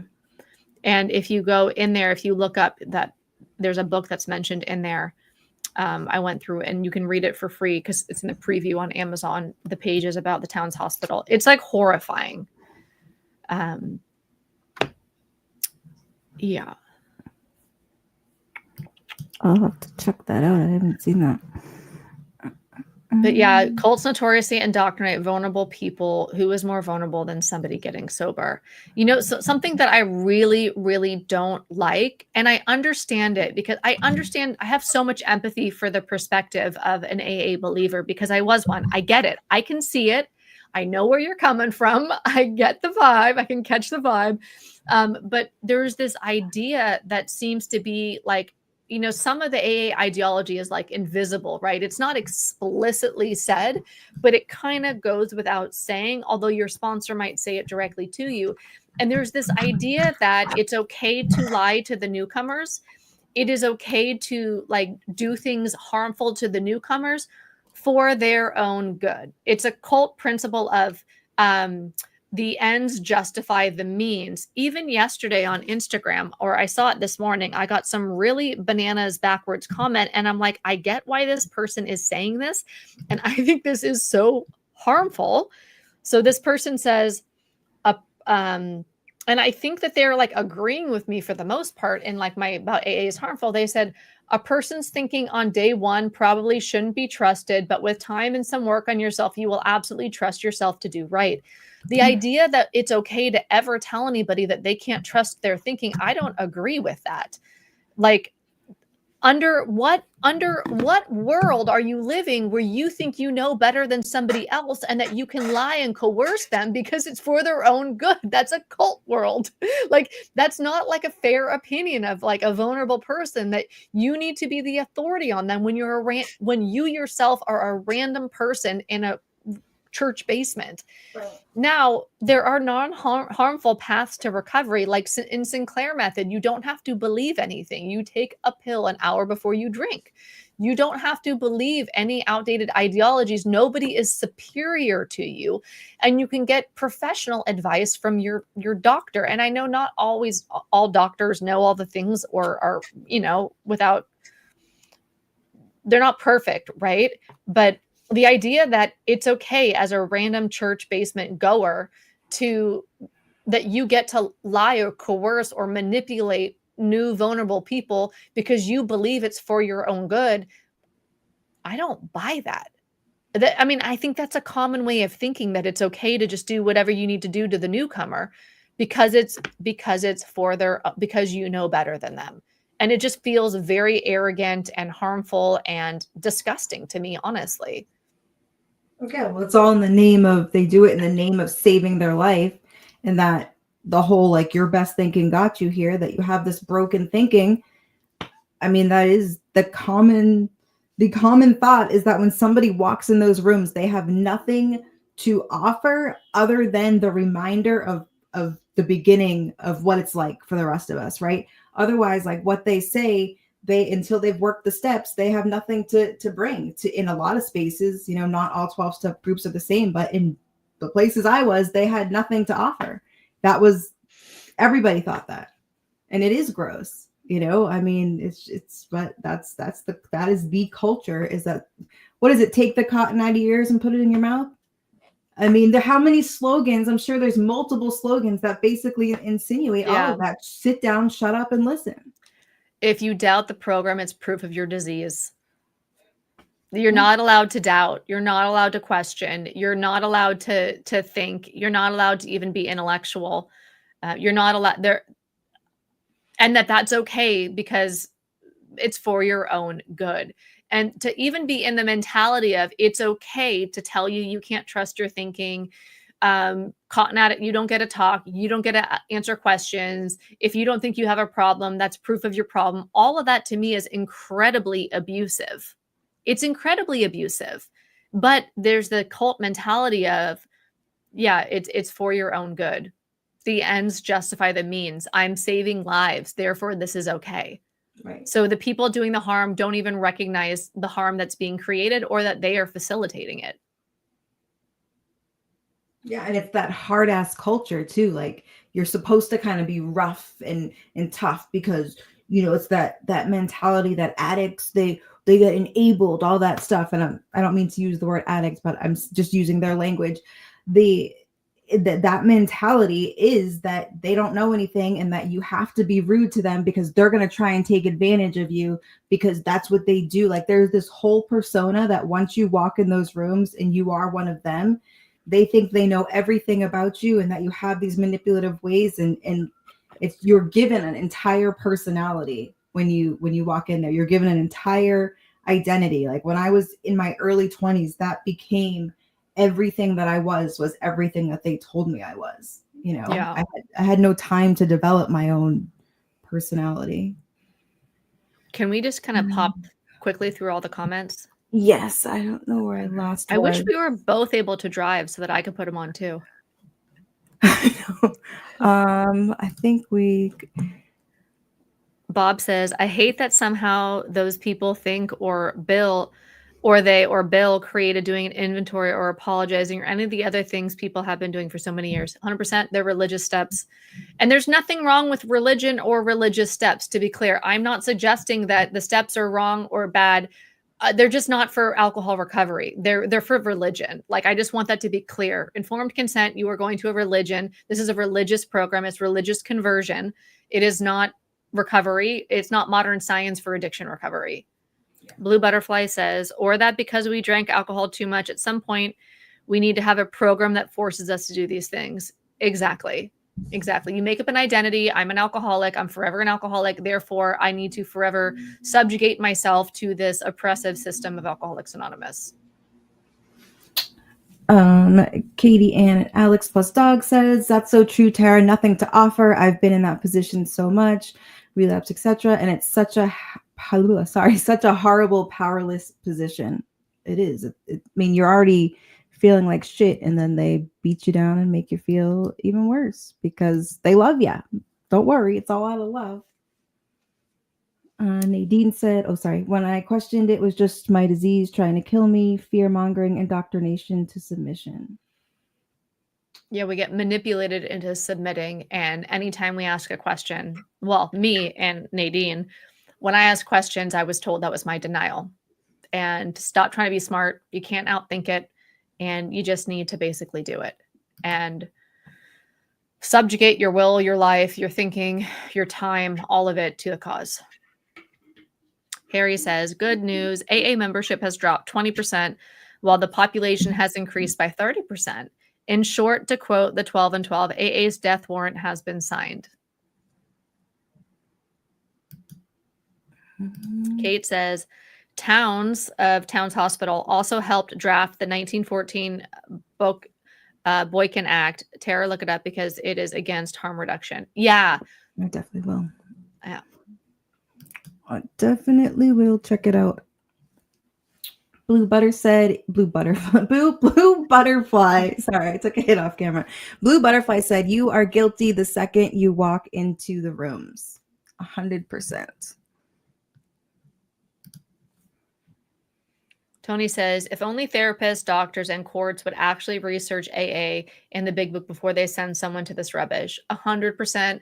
They are complicit in the harm and they don't know it. And a lot of them will get actively defensive if you point it out that it's harmful. And it's so bananas to me because if I was a mental health provider and I was sending people to a group that there were people saying it was very harmful, my reaction would be to investigate these alleged harm cases and see what the heck they were on about, so I could see through critical thinking if I was actually complicit in the harm by sending people to the group, instead of just bringing out the guns and trying to, on the internet in a very public way. Because I've had like psychiatrists and doctors and therapists come at me hard in the comments. And I'm like, I thought you took an oath to do no harm. So I'm talking about there's harm. And instead of hearing that I'm saying there's harm, you're harming me with words. Like, what planet are we on? The way that they defend it is horrifying, like absolutely horrifying. They shut down the criticism and they just go for it. Amanda Parker said, "We care more about your life than your feelings." 100%. That is exactly how they frame it, even though neither one is true. I literally said that. I was like, I have to care, as your sponsor, I have to care more about your sobriety than your feelings. I said it, guys. I did it. I was AA for a decade. I wasn't like a hardcore crazy sponsor. I didn't tell anybody what job to have or who to date or anything like that. But yeah, I preached the ideology. Same. Katie and Alex plus dog said, "Just submit." Yep, that's totally the thing here. Like Ed Wilson in California said, fake. Oh, I should let you take that one because I don't know how to pronounce that word. Just go for it. Egalitarianism. All alcoholics are the same. Bullshit. We're crazy and varied as society itself. That's one of the things that's in that True Believer book about how to create a mass movement, is about you got to kind of homogenize everybody. You give them the fake personality, you convert them all into your way or whatever. I'm totally paraphrasing. And the line that I remember from AA that squashed our individuality, which was literally Jung's work. Remember, Bill's trying to say the reason why his work is valid, why Bill's work is valid, is because Jung had an idea. No, Bill.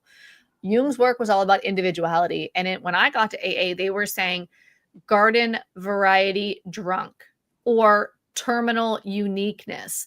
They were actively shaming individuality at the groupthink level. Now, let me know if you're watching the replay. Did you hear that? Did you hear terminal uniqueness? Did you hear garden variety drunk in the comments here if you're live?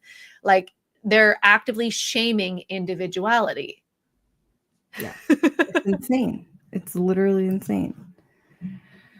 Blue Butterfly said, "Tara, don't you converse with therapists and counselors on LinkedIn?" I do. I need to do it more. You know, I got to go through my spurts where I'm like really focused on one thing and then I kind of skip around, but I do need to do it more. But that's where I've really realized how many people, they just kind of take even if they hear about the harm, it's like, well, it helps a lot of people though. Like that's just where their line is, right? Well, it helps a lot. They think it helps a lot, whether they think it's however many they think.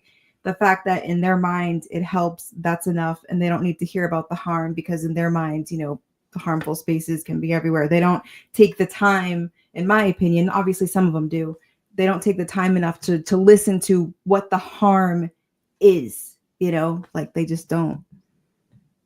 Oh, man.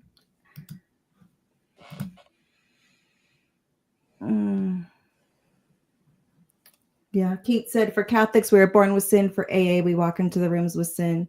it's a religion. Yeah, I totally. I think we have a lot of comments over here that are about the garden variety drunk and the terminal uniqueness, the shaming of the individuality. Will you pop some of those up, please? I see this one. Nadine, just go down in order. Yeah. This is the one I see. Okay. So Mag says, I called myself a garden variety drink often, like a little mass-produced concrete garden gnome. Totally. And then Nadine says, I've heard of those terms. Yeah. So Nadine's also heard of garden variety drunk and terminal uniqueness, I believe. And then That's the only one I saw about that. Yeah. And then there's another comment from Nadine at the bottom. I freaking love when you converse, educate with professionals. They often are really clueless. I think that one's for you. The professionals that I've conversated with are the ones who are actively shaming me in the comments. Yeah, and it's across socials. It's not even I was going to say on TikTok. I'm like, no, on Instagram though. Like the therapist or psychiatrist that have like come at me hard, and I'm like, it's wild. I thought we were doing no harm. Like, why are you harming the person who says the group that you're promoting is harmful? Like, in what world is this okay? I know, it's insane. Just don't comment if you don't agree. Like, what if you just don't agree and you don't want to look into it? But why are you actively like being harmful in your own words to people who are calling out harm? Yeah, they won't even look at it. Or the ones I've encountered, at least, not at all. We'll take this last one from Jim because I gotta get going, guys. Jim says, I was the hopeless variety. Oh, cheers for that. Totally hopeless variety. All right. Thank you so much, everybody, for being on this very exciting adventure here today as we celebrated the Bring Your Own Belladonna extravaganza, Bill's white light spiritual experience, borrowed from the Oxford group, borrowed from his grandfather, borrowed from Carl Jung, even though Carl Jung's life work was about individuation, not groupthink indoctrination. Individuation, not indoctrination, Bill. You missed the word there. And it's been a party. It's been fun. It's been great to have you here. Please let us know your thoughts in the comments about spiritual experience. For me, I like having these topic videos because then we can kind of gather all of our thoughts in one place. It kind of leaves a little record for future people who are going to find us. Like if somebody leaves AA in 4 months from now, 4 years from now, and they come and find this, they want to hear everybody's thoughts on spiritual experience. Your thoughts will be archived in the comments, our thoughts, and we've shared your thoughts on the live stream as well for the future people to see and for anybody who's going to come tune in next week or tomorrow even or tonight to catch the replay. But I like having these, like going topic by topic to deconstruct all the different aspects as a team together, because it's not what any individual person thinks. And I honestly believe the healthiest way to deconstruct is to listen to multiple resources, which is why I always heavily encourage the comment conversations, because what you think matters. Obviously, your knowledge, your wisdom, and some of you might even have like done your thesis in grad school on Jungian psychology, for example, and like way blow out of the waters anything that I know or that we know. So please share your thoughts in the comments and let this be a little time capsule on Phil's spiritual experience or spiritual experience in general. And I have a question, guys. Do you think that I should use my ayahuasca rocket ship experience to launch a program, get the courts to mandate people to my rocket ship program? Probably be better than that one. All right, guys. Thank you for being here. We'll see you next time. All right, bye. Oh, and if you have any topic recommendations, let us know in the comments. What would you like to see in future episodes of Burnie and Bestie Live? Let a Burnie, let a Bestie know. All right, goodbye, guys. Bye.